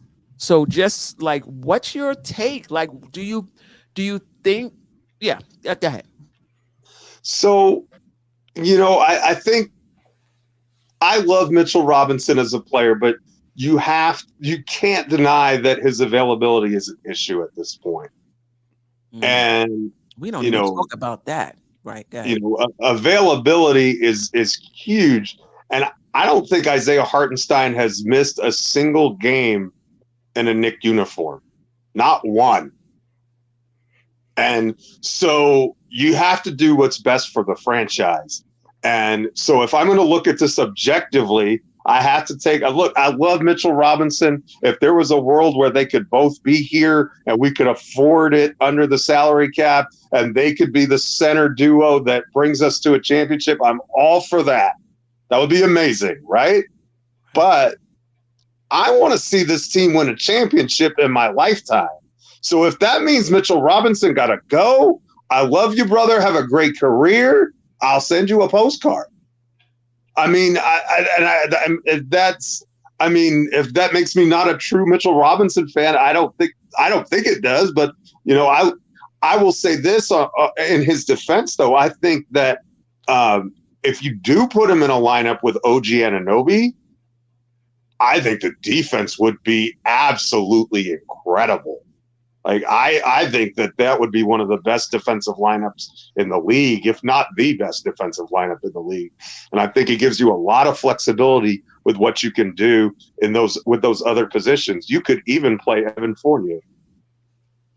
Oh, yes. I know that ship has sailed, but I'm just saying you could. Yeah. I think if you have those two, in your lineup, and bench unit maybe.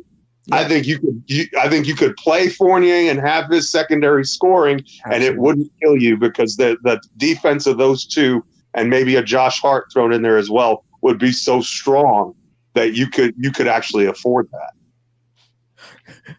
Keith Turner was doing all right till we started talking. He said our spacing will be gone. What are we talking about here? Keith, we're just trying to do both sides. We're just trying to do, I agree. I think, and I actually like having, it's a luxury though, both options, like you say, because you put Mitch and OG in there, you could put anybody at the 2. You could put somebody in the second grade, long as they can shoot. They don't even have to worry about playing defense. Whole 7-year-olds with those 2 guys in there. You're right. You have the best of. You have the best of both worlds. Then you go back to iHeart, and then everything opens up offensively, and you can kind of pick and choose, which is what we've been doing before Mitchell Robinson got hurt. So you're right. Yeah. That was just interesting. Sharon, I would love for you to call in and tell me why you think the team would be better. Just cramming to understand. Atlanta is asking for Grimes, and the Knicks said no. Jesus Christ. I don't believe that. So what do they want to give up? I mean, who do we want to give up? Just Evan Fournier and picks? Yeah, that don't make any sense. Like, why would we even call them then? Like, that's what I don't get. Like, who will we give up if it's not Quentin Grimes? He's really our best tradable asset at this point. And you're gonna have to put together a package. Right. That's saying a lot. Somebody else said that's not true. Don't start that rumor. If we had, perhaps. Well, so stay with me for a second here. Mm-hmm. What if we send out the Dallas pick this year? That should convey, right? And maybe the Detroit pick, and I don't know, maybe the Milwaukee pick. I'm just using that. It's likely to convey. It's 2025. It's top 4 protected. So that would give them 3 first-round picks, which is what they gave up to get him, right? And then if you throw in a Fournier, maybe you don't have to include Grimes. Didn't we? We don't have the Detroit pick. I thought that was gone in. We have a Detroit pick. We have a Detroit pick, yeah. From first rounder, not the second rounder that we gave up. Yeah, we had 2 of them, man. First rounder. Okay. I guess to answer your question, Jeff, why would Atlanta take that? Well, because it frees up salary, and they want to pay and play Johnson. Jalen Johnson, I think is his name, right? That they want to put him in there, and they're recouping some of the draft capital that they lost, and it saves them from luxury tax for a team that's in the 7 to 10, range at best. I mean, I don't even think they're in the top 10 right now. So, is it the best move in the world? I don't know, but if they're not high on Murray right now anyway, they could probably get a better deal for him. I'm not saying that that's a definite or anything, but I don't think Murray is necessarily the target anyway. Maybe I'm buying too much into it's Mitchell. I do think it's Mitchell. I think Donovan Mitchell is still the guy, and you know what? With OG Anunoby here, I think Donovan Mitchell fits great. Like that roster construction, he is the perfect wing to have if you have a Mitchell Brunson backcourt. But don't you need Mitchell Robinson then? What? Don't you need Mitchell Robinson then? If you got, or you think it'll still work with iHeart and with those two? I think it could work either way. Okay. Hartenstein's defense has not been, the best in the world, but it's been pretty good. Yeah. Go ahead. I was just going to say, I think if we have Dante DiVincenzo as our 2 guard, yes, I could slide Donovan Mitchell in there. Yeah. Yeah. Yeah. Like, it's not like we have a big 2 guard, defensive 2 guard there now. So, but Keith Turner, this is what I think is going to happen, or needs to happen. I think the Knicks need to get Murray, because I don't think Cleveland is trading Donovan Mitchell now in the midst of a playoff race. I think if they trade him, it's going to be in the offseason. Get Murray or whoever and put him in that trade for Donovan Mitchell, because you're not getting Donovan Mitchell with McBride, Grimes, even if you re-sign Fournier and 97 picks. It's just not. It's just, I don't think that's going to be enough. If that's the case, what about a possible 3-team trade then? Right. To somebody who just wants picks and a shooter. Right. Because we don't really have, Grimes is still growing into who he's going to be. Paris Jugger said, have you seen his last 3 games, though? Don't nobody give a damn about them last 3 games, Paris. He was terrible against Dallas. Yeah, I saw last night. I mean, if we're going to talk about what he did, he was not good at all against the Mavs. I hear you, Jabroni Z. We all want something. See, well, I want that. I want that too. Yeah, we all want something. Matter of fact, I want both of them. Sign me up. I want that too. That would be nice, especially Tyler Hero.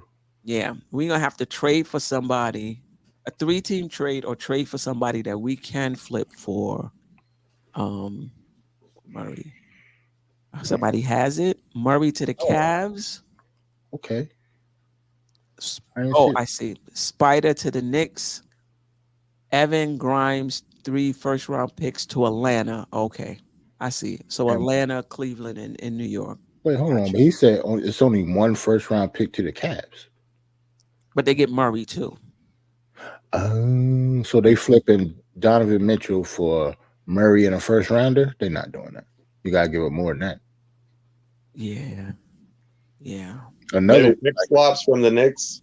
Yeah, it got to be something else other than Murray and a first rounder. Because Atlanta is getting more for Murray, right? Atlanta is getting, well, not really. They're getting more picks than him, but yeah. I think if it's 2 first-round picks to Atlanta, to Cleveland with pick swaps, and just 2 picks. Wait, let me say this again: 2 picks to Atlanta, and then 2 picks plus pick swaps to Cleveland. In addition to those players, I think that might work. Okay. And plus, you got to think about what Cleveland dished out to get Donovan Mitchell in the first place. Just like what Atlanta gave up 3 first-round picks to the Spurs to get Murray, they're not going to give Donovan Mitchell up for just 1 first-round pick. I don't care what player coming with him. That's true. I don't understand why. Silk Sutton, appreciate you rocking with us.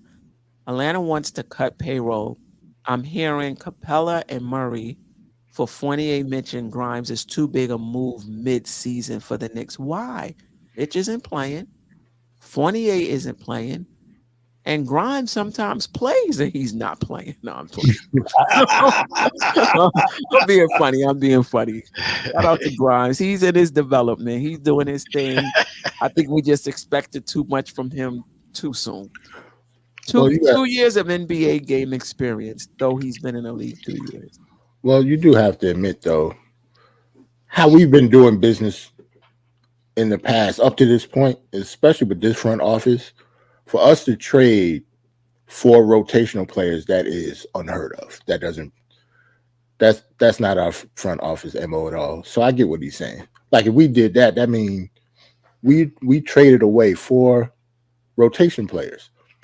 3 of them were starters in the beginning of the season. Yeah. So that turnaround, that doesn't usually happen on an NBA basketball team. Not in 1 year. That's rare. So I get that. I can see them not wanting to do that this year. But you know what? There might be a little fire under them because remember, next year is the last year of their contract. Right. That's true. And I personally think they've done enough to have gotten an extension by now. But maybe Dolan is saying, nah. Yeah. I put you here for a little bit more than that. And the heat is on. Let me see what you do this year before. Right. So that might put a little fire under them to do something more. But enough fire to do it before the trade deadline, or enough fire to do it, maybe we can wait until the offseason. Yeah, that's true. Yeah. I don't think anything's happening with Mitchell before the offseason anyway. I think Cleveland's going to see what they do in the season. Right. In other words, I think for a Mitchell to the Knicks deal to happen, I think a flame out in the playoffs in the first round is kind of something that needs to happen again. Because in other words, then Mitchell's not going to do it publicly, but then in private, he's going to be like, hey, I wanted to go to the Knicks to begin with. It's time for you to send me there. And they'll give you compensation, but I want to get there. And so, look, OG Anunoby was a target for a long time, and it wasn't a secret. And they finally got their deal because they were patient. I'm wondering if the same thing doesn't happen with Donovan Mitchell, because I just think at this point, Donovan Mitchell, OG Anunoby, Jalen Brunson, and Julius Randle with either Mitch or Ihart at the 5, with either one makes too much sense. And that, if you want to talk about a team that is a championship contending team, I think that's it. I think that is a championship contending starting 5 without doubt. Yeah. Wayne Peterson. Wayne, I don't know if this is your first time. If it is, welcome. If not, welcome back. Hopefully you're subscribed to the channel. Shaking my head. Knick fans are like emotional hoarders. They will hold on to a guy with potential forever. That is funny. He's not wrong. No, it's not.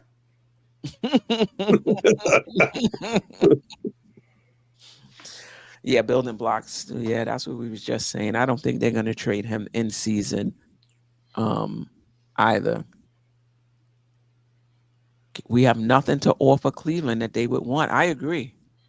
How are the Knicks going to do a trade with this is another thing I wanted to ask on trades. Why is Julius Randle still in trade talks? In multiple articles. Yeah, I don't get it at all.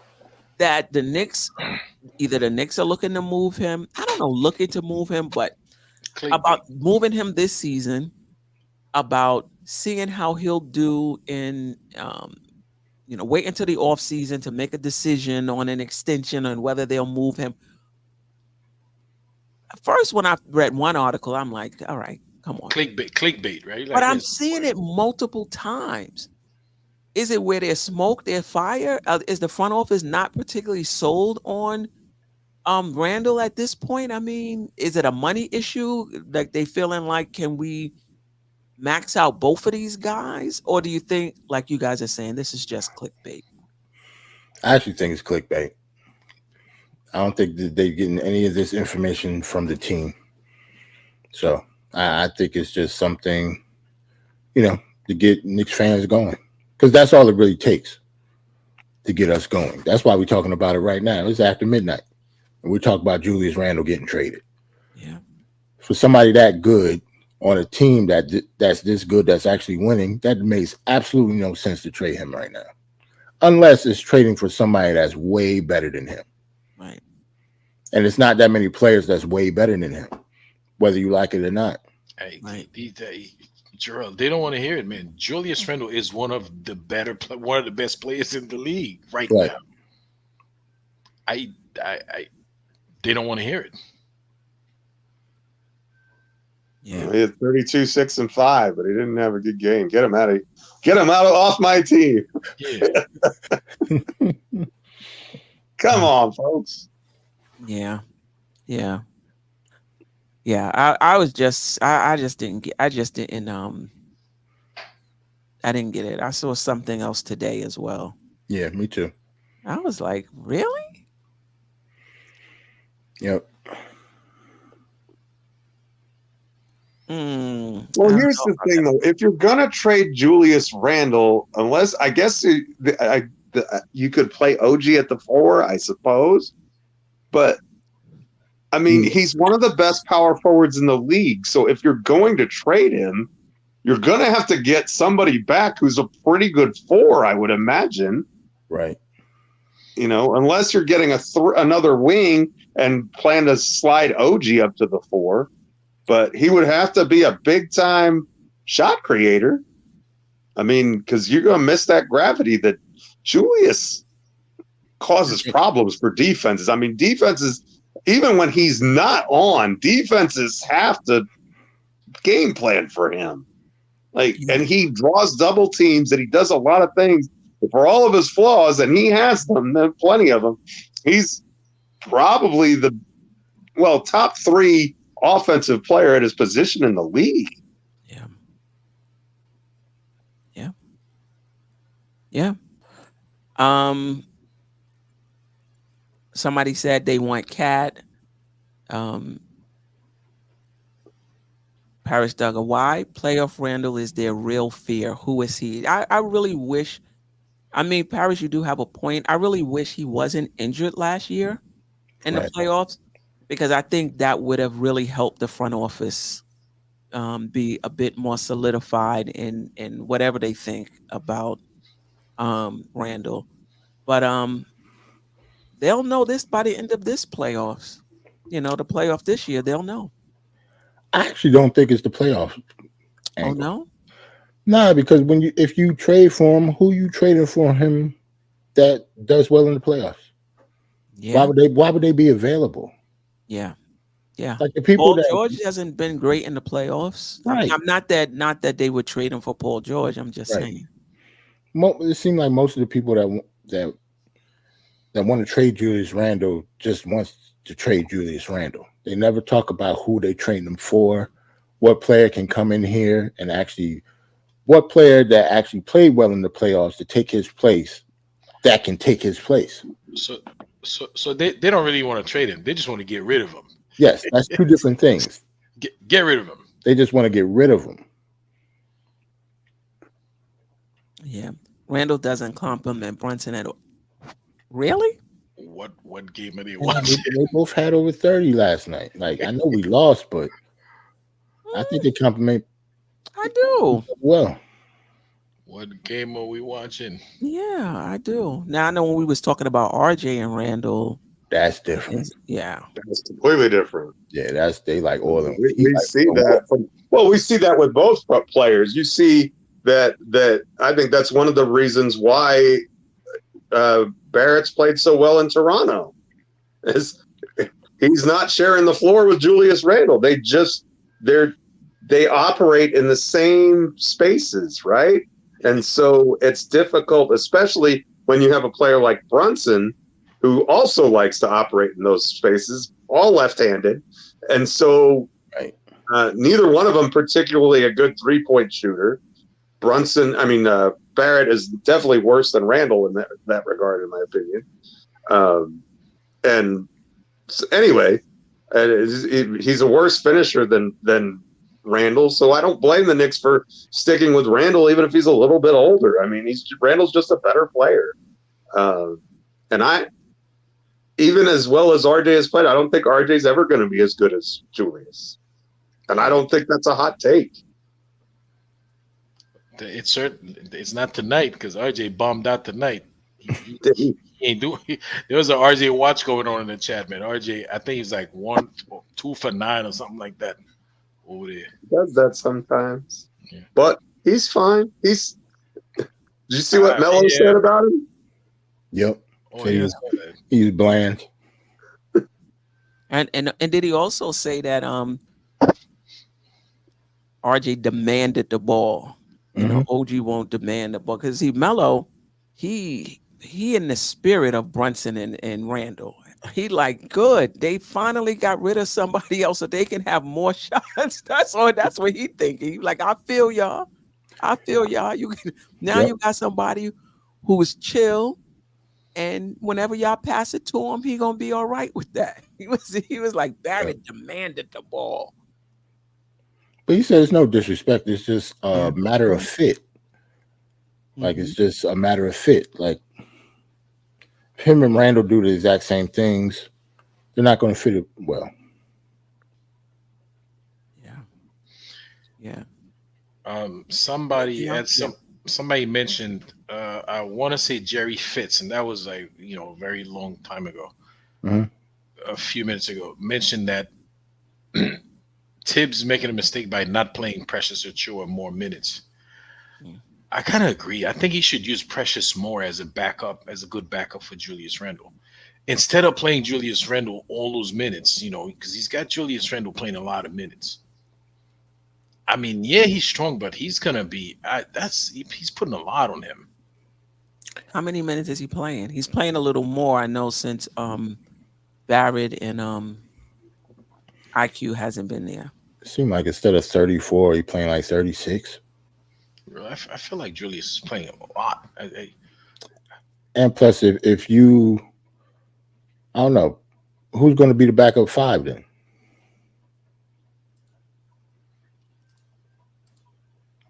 I don't know, Jericho You Sims. better not say Jericho. Your boy, your boy Jericho Jerrell. That's why I asked you. I knew you was going to say Jericho Sims. Your boy. That's why I asked you, yo. That's why Tibbs is not putting him at. You have him at the 5 because he don't want to play Jericho Sims either. And let me tell you, Jerrell, the whole organization must have been listening to the live stream, because after you said that, we have not seen Sims. He got injured. They brought in Taj. He came back. They still played Taj. Then they made the trade. Now, I mean, it's like they saw the same thing. They was like, nah, we can't. And now Precious Achua is taking his minutes. Right. So we'll see how that goes. But yeah, Sims can't play. Yeah.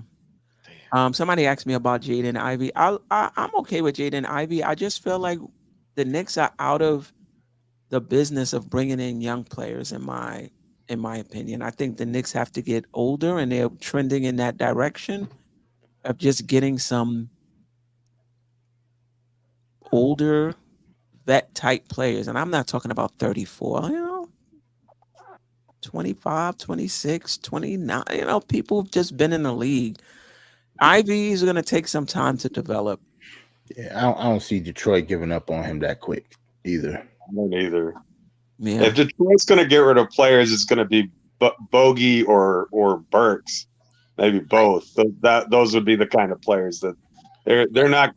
I mean, they're not going to give up on their young talent. That's all they. Yeah. I mean, their young talent's not that great to begin with, but they're certainly not going to, trade it away for pennies on the dollar because it hasn't performed. If anything, I think they will. There go Geoff talking about Burks again. Right. If anything, if I'm Detroit, I'm giving up on Killian Hayes before I give up on Ivy. Right, that's true. He can back up. He's too. I just feel like the Knicks are they're trending toward becoming championship contenders, and if you want to be that, right, you can't be having a second year player backing up your point guard. You need some. They're getting someone in their prime. They're not going to get. If they pay for someone, it's going to be someone in their prime. A professional backup. A professional backup. Okay. Yeah, Tyus Jones, professional backup player. That's yeah. Go get Brogdon. Malcolm Brogdon. If that's the case. Tibbs is playing Julius with the second unit. I'd rather see OG with the second unit. The thing about it is, who's creating on that second unit? And somebody brought in somebody made another point about OG, a little more derogatory though, but that he's an overvalued role player. I wouldn't go that far, but what I will say is he's not somebody that's going to create their own shot. So you got OG in that second unit with Julius. The ball movement better be on point, because that's how you're getting shots. Nobody is in that is creating for themselves or creating for others.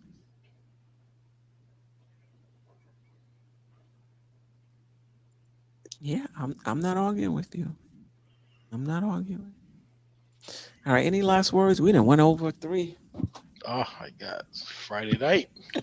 Oh my God. Yeah, at least we can. Well, I can sleep in late. I don't know about the rest of y'all because it's Saturday. Yeah, not Friday.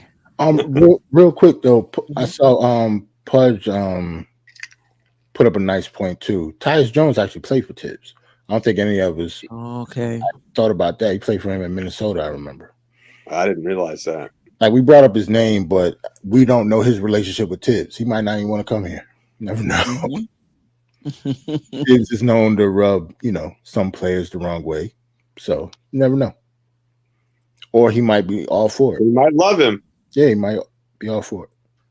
Coach, this is a great point. There are some, and you know what? I wanted to make this point when we were talking about the third option. Does the third option have to be an offensive, like your third best player, have to be an offensive player? Because when you think about what Draymond has done during the championship run for Golden State, they used to call him triple single, 9 points, 8 rebounds, six assists. But he facilitated that offense. He played good defense. He was invaluable. Right. And I do see OG. I do think OG can have that type of impact on the on our team. And you got to pay for those guys. Mm-hmm. They're not cheap. And I think Tibbs values those guys as much as he values offensive players, I believe. We'll see. Well, I also think it's just a matter of what this team needs in the starting unit. And OG is the perfect fit for the starting unit. In other words, we want Randle and Brunson in the starting unit to get the majority of the shots. They're both guys who can drop 30 in their sleep. So those are the guys you want to score and surround them with, guess what? Good shooters. What a concept, right? Now we've got two guys who can shoot 45% plus from the corners. That opens up the floor. That opens up the space. No more packing the paint, right? Right. You can't, right? And especially with iHeart at the 5 as well, who not a 3-point shooter really, but has some range on his shot and is a great passer. And oh, by the way, Dante DiVincenzo and OG have something else in common. They're both really good cutters. Yes. And that makes Hartenstein even more dangerous, right? And that's why I think you've seen an uptick in Jalen Brunson assists too, by the way. You know, I think it's because these guys cut more. And guess what? When you cut and you can shoot and make a basket, that's those assists like a fake stat, like my gay Ajay always says, those assists. But they'll go up because you've got guys who are cutting to the basket, easy passes. And I think the offense, outside of the first quarter of the Dallas game, I think the offense has flowed with the starting unit at any rate very well. Like, I think it's clicking. I think that group, and they haven't even played together yet. I mean, I actually think OG's going to turn out to be better on offense than we've seen from him so far. Yeah, I think when he gets used to the guys he's playing with, when he gets used to the stuff that we're running, when the coaching staff kind of gets comfortable with what he likes to do and where he gets the ball. They used to run plays for RJ Barrett. I think they'll run plays for OG eventually too. Maybe not to the extent that they did for Barrett, but I think you'll see that some as well. And most importantly, OG's a smart player. His basketball IQ is really high. And you can never have too many people like that. When you got a guy who's smart, has got good court sense, is unselfish, he can shoot, and he's an all defensive caliber player. Yeah, that guy can play for me anytime. I mean, I don't know if he's the third best player or the fourth best player. Championship teams need those kind of players. No doubt. No doubt about it. And yeah, I think you're right. I think we are going to get more from him offensively. And even with the cutting and the interior passing, I just love the interior pass. You're right. He's just a smart basketball player. He makes the right play. He drives in the key, draws the defense, drops the bounce pass to, I forgot, who it was. He definitely plays the. Let's not forget he's got good hands, because he caught some passes that he had no business catching and dunking them. Yeah, he does have good hands. Oh, when he finishes at the rim, I didn't even mention that. Sorry, RJ. Yeah. Jalen Brunson may be out. He's questionable for tomorrow. That's something. Yep. Yeah, and this is our worst. Like, because before you could just put that's our worst nightmare. It's all right. In. Who you? It's everything is all right. We got Deuce. Oh. Oh my. Oh my.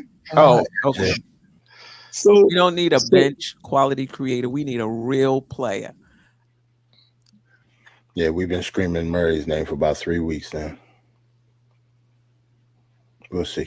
Or So maybe does Josh Hart start if this is what I want to say. Brunson Yeah. can't go? Nah, Deuce should start. Deuce, we got Deuce McBride and Malachi Flynn come off the bench. God. Oh, Is Malachi. Flynn, is he available to play? Flynn? Yeah. Yeah. He's played. Oh, he just didn't play. I bet he didn't play last night. I know that. He ain't played for us. Malachi Flynn, yes, he did. He's He played. did? I think he He did. played 2 games ago. Played two games. He played. He played garbage time in the route. I must have fell He asleep. played in Philly garbage time. He played in Portland garbage time. Yeah, he played. Yeah. But I know he didn't play last night, so I kind of figured that, I don't know if he was hurt. What's wrong with Brunson?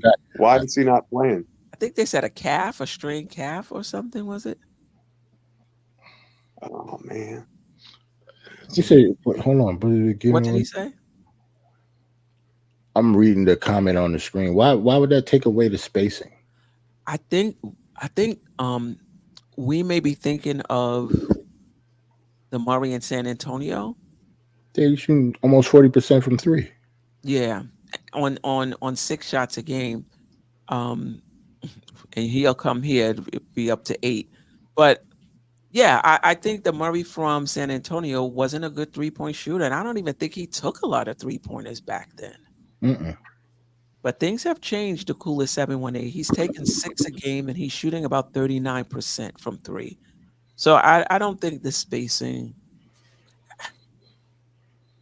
I don't know if DiVincenzo is like. Yeah, what? he lightened it up though. Yeah, DiVincenzo is on another level right now. I'm just saying why you can't just have both.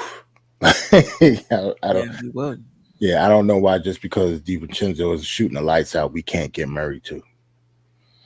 That's true. That's true. Tibbs playing JB and Randle too many minutes. We don't really have a choice. So what are we gonna do? Just sit them down?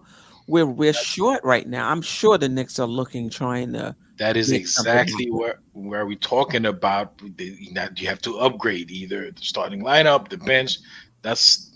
We've been talking about that the whole show. I think people. Wow. I think a lot of people want our young, like Deuce and Grimes, to play more.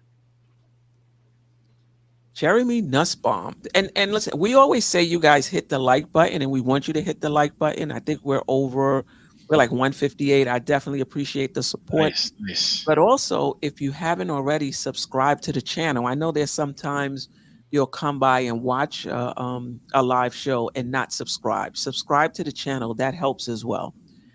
Jeremy Nussbaum. Tom Thibodeau is the demolition man. The Knicks are trending toward another rebuild, not a championship. Disgusting roster construction. Loyalty to a fault with the Knicks connection killers. I don't understand that, Jeremy. Why do you think the roster construction is disgusting? I think the roster now we're a little short right now because of the trade. We do need to make some upgrades. Don't get me wrong. Starting unit looks better than it has in a decade. I mean, like I would have said that with RJ and IQ here before the OG trade, that the roster construction was bad, clunky. Yeah, I thought adding OG actually helped the roster construction. It did, but shout out to Jeremy though. That demolition man. That was that's funny. That's funny. Yes, it was definitely funny. I'll take comedy over whether I agree with you or not. I don't care whether I agree with you or not. That was definitely funny. That was funny. That was definitely funny. Who's DJ? We get DJ. DeJounte? I like DeJounte. Does it move the needle like that though? No. Didn't in Atlanta. Yeah. But Atlanta, I mean, I'm not saying the situations are identical or anything. Right. Yeah. Although I will say this, Murray and OG as wing defenders sounds pretty good. Yes. And so from that perspective, if he continues to shoot 39% from three, he's got mid-range game. He can dribble, penetrate. He does a lot. I mean, he checks off a lot of boxes. I mean, he's not, traditionally as much of a high volume catch and shoot 3-point shooter, but Queen, you said the other show that he was taking almost 3 a game off the catch and shoot as part of that 39%. So if that's the case, man, it's tough to argue against him. And if that's the case, in my opinion, is Murray that good? From what I'm reading, he hasn't been as good in Atlanta as he was in San Antonio. But I think he get back to the Knicks with Tom Thibodeau. I think he still has that potential. What do you guys think? Definitely. With him, Hartenstein, and OG, or if he's playing with Josh Hart, or or even Dante DiVincenzo, I think he's going to be fine defensively. Is he going to be all NBA defensively? Not necessarily, but I think he's a quality defensive guard, and he was in San Antonio. He definitely wasn't a sieve in his days as a Spur. I don't think you forget how to play defense. I think a lot of the woes in Atlanta is because that team is kind of a dumpster fire on defense. I mean, yeah, they don't guard anybody. Yeah, especially you can't have just one defensive player. If somebody misses an assignment, you got to be on a string. You got to be pretty locked in as a team. Yeah, like Geoff said, you don't stop learning how to play defense. And he's made an all defensive team before. See, everything we're talking about right now, shout out to Knicks and nice. Ain't no trade happening. All that 3.5 hour show, ain't nothing happening. Ain't nothing happening. With that front office, no trade happening. Yeah, we just be up here talking, man. That's our job. It ain't up to us for the trade to actually happen. It might not happen at all. But if it does, we'll have an emergency live stream, I bet. Exactly. If it does happen, we be back. Latrell, we talked about where he at. Where were you 45 minutes ago? If it maybe not even that long. I'm not sure Randle is part of the future. I think he could get you. Oh my! Why though? Why? Like the Knicks are finally taking strides toward championship contention, and they're right there where you can see it with just a move or two to see it. You gotta trade Randle? You don't think that's a step back? I guess it depends on who you're trading him for. Who you trading him for? I'm about to say what that package look like. Like, hold up now. I said nobody's come up with a trade yet that I've seen from the trade Randle folks. Like those who are, I haven't ever seen from anybody who says trade Randle, make a deal that makes sense, except for like two. Well, I've seen deals, but none that make sense. It was always like for Gordon Hayward or some garbage, like that's no, right? Like but those are the. Go ahead. No, finish. Those are the only deals I ever saw for him. Is a trade like that, which is like just get him off the roster at any cost, not keeping in mind that he's actually really good for this team. Because we will get a better who. Can throw out some examples? Who's the better player that we're getting from Randle? We talking about Zion Williamson, who's played 16 games in his career? Like, who are we talking about? 16 games. She's being generous. I mean, it's really like 12. Like she gave him 2 games. I gave him an extra 4 games. He only played 10. You counted lower every time. You counted the games he sat on the bench. He showed up and was on the bench. Said Booker and Cat, and somebody said Booker and Cat in the offseason. And what if those 2 players are not available? Right. And why does Phoenix want to trade Randle for trade Booker for Randle? Why would Phoenix and Cat or? Well, I guess for either or for Randle. Either or. But you're not a better team with Booker without Randle. Like, you're not a better team with Brunson and Booker and no Randle. Are we? Who's playing the 4? OG? Precious. It'll have to be somebody else. Yeah, all right. Cat Randle. But why? See, nobody says why Minnesota would do that, though.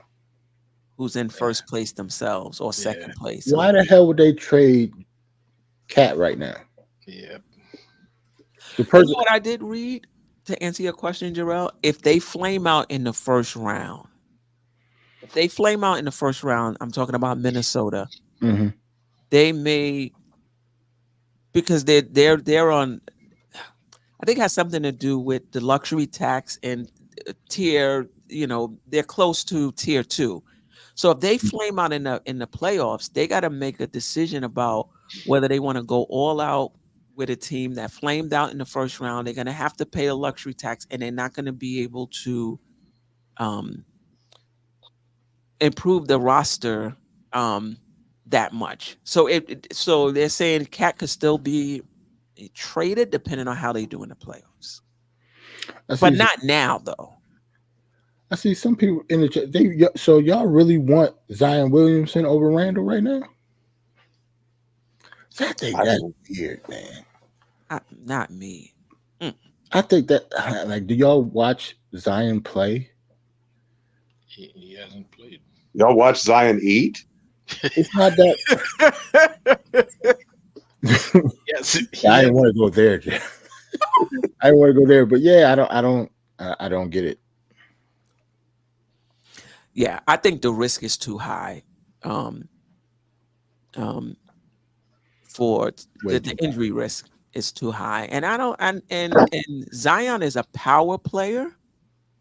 I don't see a lot of like 3-point. Like he's like RJ in the sense that he's elite getting to the rim going left.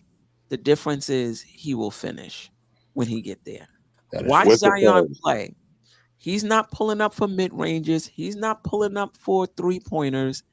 He's driving left and doing a pull up on the rim. Right. but he's efficient at it. He's going to finish. Yeah. But you talking about one-dimensional. He don't have the offensive package that Julius Randle has. He does not at all. And because a lot of what he does is based on his quickness and his hops, at some point I do see that diminishing. Yep. I'll take 80 games of Randle over 35 games of Zion any day of the week. Zion this year already played more games than he played all last season. Right. And how many is that? 31. Wow. He's played all 30. He's played 31 games this year. Played 29 last year. Didn't play at all the year before that. 61 and 24. Right. So he's basically a rookie. Like he's been in the league since RJ, and he's only played in 145 games. Right.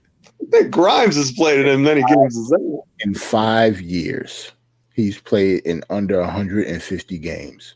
Wow. And y'all want to trade him for Julius Randle. Right.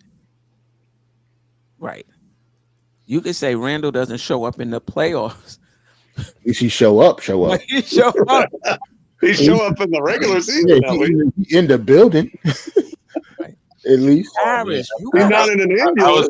I was just about to highlight that. Yeah, like so what? He all. embarrassed. Randle is not a lockdown defender. So you trying to say because he embarrassed Randle and outplayed Randle in that game, then that means he's a better player than Randle? And that's the same logic that got Kevin knocked over Bridges. Even if he embarrasses every time, they play twice a year, 2 games a year. Don't matter. Yeah. And Paris, are you willing to take on the injury history? Are you willing to trade Randle for a player that may not get through the season? I don't know. I don't know. Yeah, Knicks and it's not about what we want. That's right. You're right about that. Yeah, because they'd have a championship. It was about what we want. And what does box office do? What does box office mean? The Knicks make enough money. The Garden is sold out, no matter who's there. Every night, every night. home game, Garcia. Now So you're- I don't. What does box office Doesn't mean? add that sounds like Stephen A. talk. Stephen A. say that all the time. Any basketball reasons? Right, basketball reasons. I'm looking at I'm looking at what Paris said. Talk about Right. Zion versus Randle. They only played 3 games against each other, Right, and their stats are pretty much identical. right. Watch the games. Watch. You know, Zion not playing because he doesn't want to be there. So I don't want to play it like that. I don't want to play who's trying to eat himself out of New Orleans. You know what I mean? Like, that's not attractive to me. Oh, I don't want to be here. So like Harden, I don't want to be here. So I'm just gonna, I'm gonna come in late. I'm not gonna come in the pre-seed. That's not attractive. That's not somebody I want to trade for. And as Knicks fans, it seemed like the last thing we should care about is box office. We the Knicks. We play in MSG. We sell out when Lance Thomas was our best player at one point. Oh, So it doesn't matter. Chris Duhon was the point guard. We were still selling out. The box office players don't matter. Lou Amundsen was on the court. And starting, Jeff. Yeah. And starting, getting minutes. Like, Yes. The man done. I don't know. I'm not a big, but I've said this for years. I don't want Zion at all. But because of the injury history and his game really needs to expand. Now there's a couple other players on New Orleans. If you wanted to shift OG up to the 4, Right. that maybe you could do a deal for. But Right.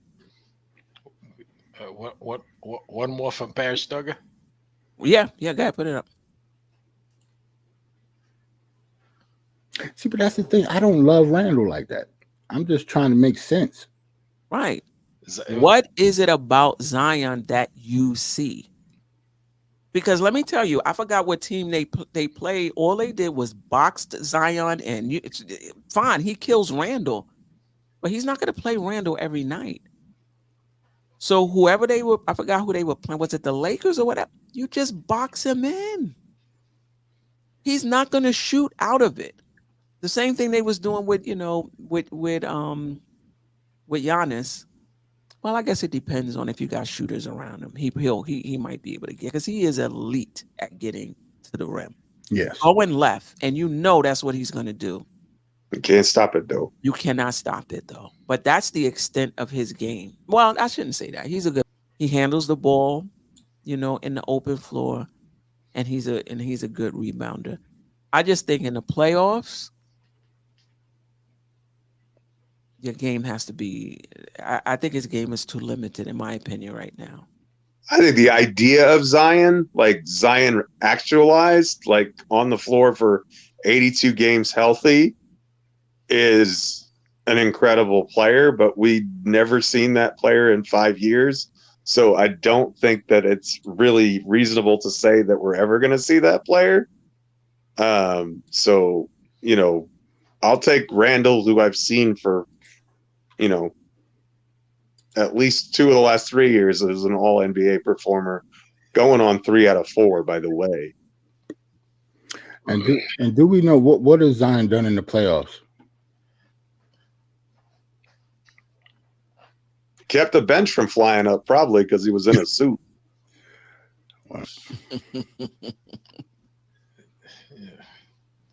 Randall's made of steel. Like a couple of shows back, somebody called him RoboCop. Built like RoboCop. His field goal percentage is better because most of his shots is taken at the rim. Come on, Paris. Very smart. Jimmy Butler killer. I don't even know what that means. Yeah, and his deep. Yeah, all right, Paris. I hear you. I hear you, Pat. Parrish is president of the Zion Williams fan Shout club. out to you, Paris. Appreciate you. The show's going on for almost 4 hours. Yeah, we gotta go. I think Parrish is dying. Yeah. Shout out to Slap Ammo. I don't know if this is your first time. If it is, welcome. If not, welcome back. Hopefully you subscribe to the channel. Take the time to like and subscribe. Zion is not better. Only Randle haters think Zion is better. Oh, I'm looking at Zion, his stats now. Does have a high field goal percentage, but like you said, he doesn't shoot the basketball, so that's why it's high. And he only averages 6 rebounds. So nah, I'm not trading for Zion Williamson. Unstoppable when motivated. It's a big if. But how do you know that though? How do you know he's unstoppable when motivated? When have you seen that? When have you seen him motivated for a season? Probably when he took Duke to the national championship game. Oh, wait, he didn't. He didn't. As a Carolina fan, I know he didn't. I know he didn't. And he had Cam Reddish and RJ Barrett on his team. That's weird. Yeah. I mean, I get it. I understand. I guess I understand it, but I wouldn't want Zion. Obviously, if we're gonna get a star, you're gonna have to put Randle in the trade. But I'm past that now. I feel like we can get it done with Randle and Brunson, depending on who we put around them. We need a 1C guy, 1A, 1B, 1C. Yeah, depending on who we put around them. And I think it's a fair question about Randle in the playoffs. He was injured last year, so we didn't get a chance to see. We will see. We will see this year. Because if he balls out, who you looking for? And there's nobody to look for. He's it. If he balls out.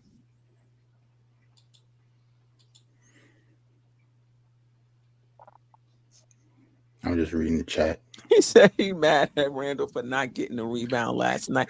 He played 967 minutes. I mean, he was tired. Listen, look at the game. Awesome. Look at that last rebound. He had no energy. Yo. He said, I hope so. Everybody feeling down. Let me tell you something about Randle. His margin is real low.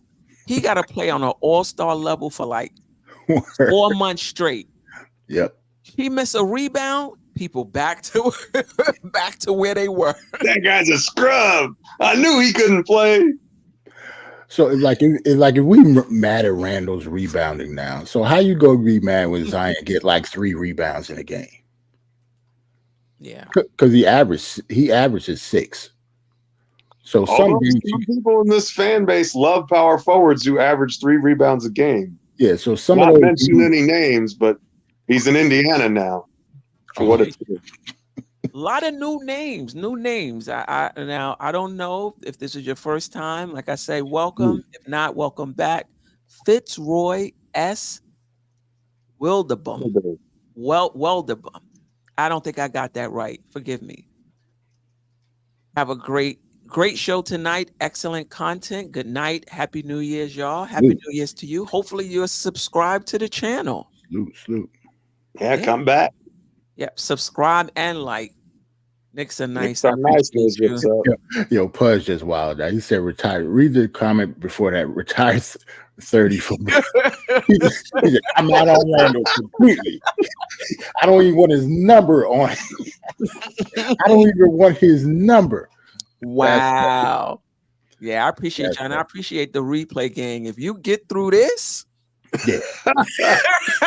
We're approaching 4 hours now, Queen. Look at this. Well, this is what happens on a Friday night when we are giving Ron Still Knicks fan a run for his money. Run for his money. Pudge said, I want Randle and his number gone. I want his number strict from the record.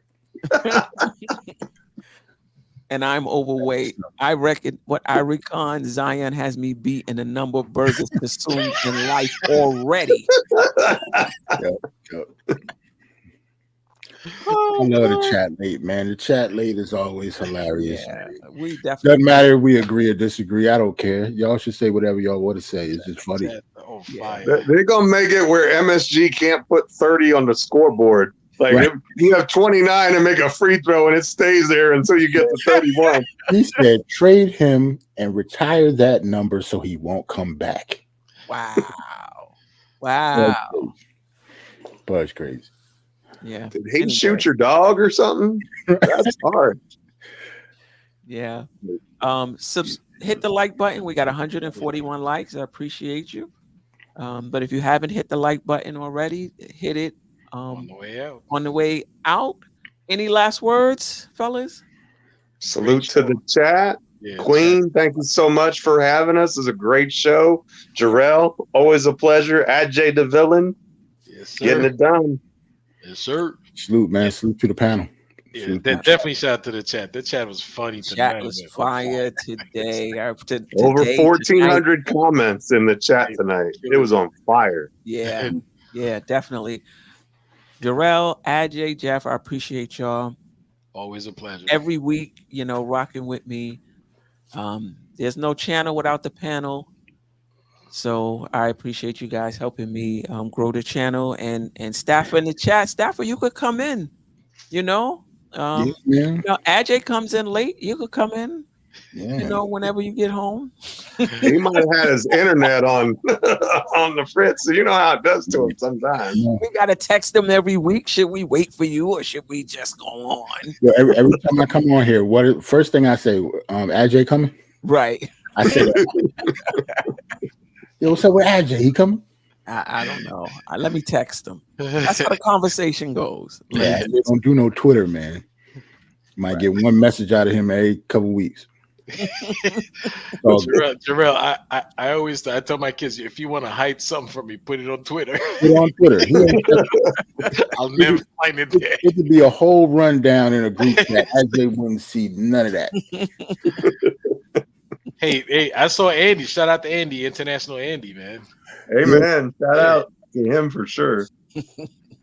So, yes, yeah. You might be right about that, Mega.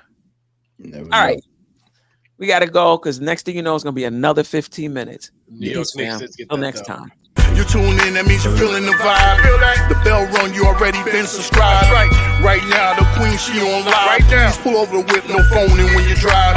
Dope Soul sporting with the talk. First lady from New York, Brooklyn. All my people, you rocking with the chat. Hit that. The like button would tell me where you at. Step from the MBK. Born and raised up MBK. Hey, real lady, where she holding it down. No matter way how you feel, she gon' greet you with a smile. Sister, you want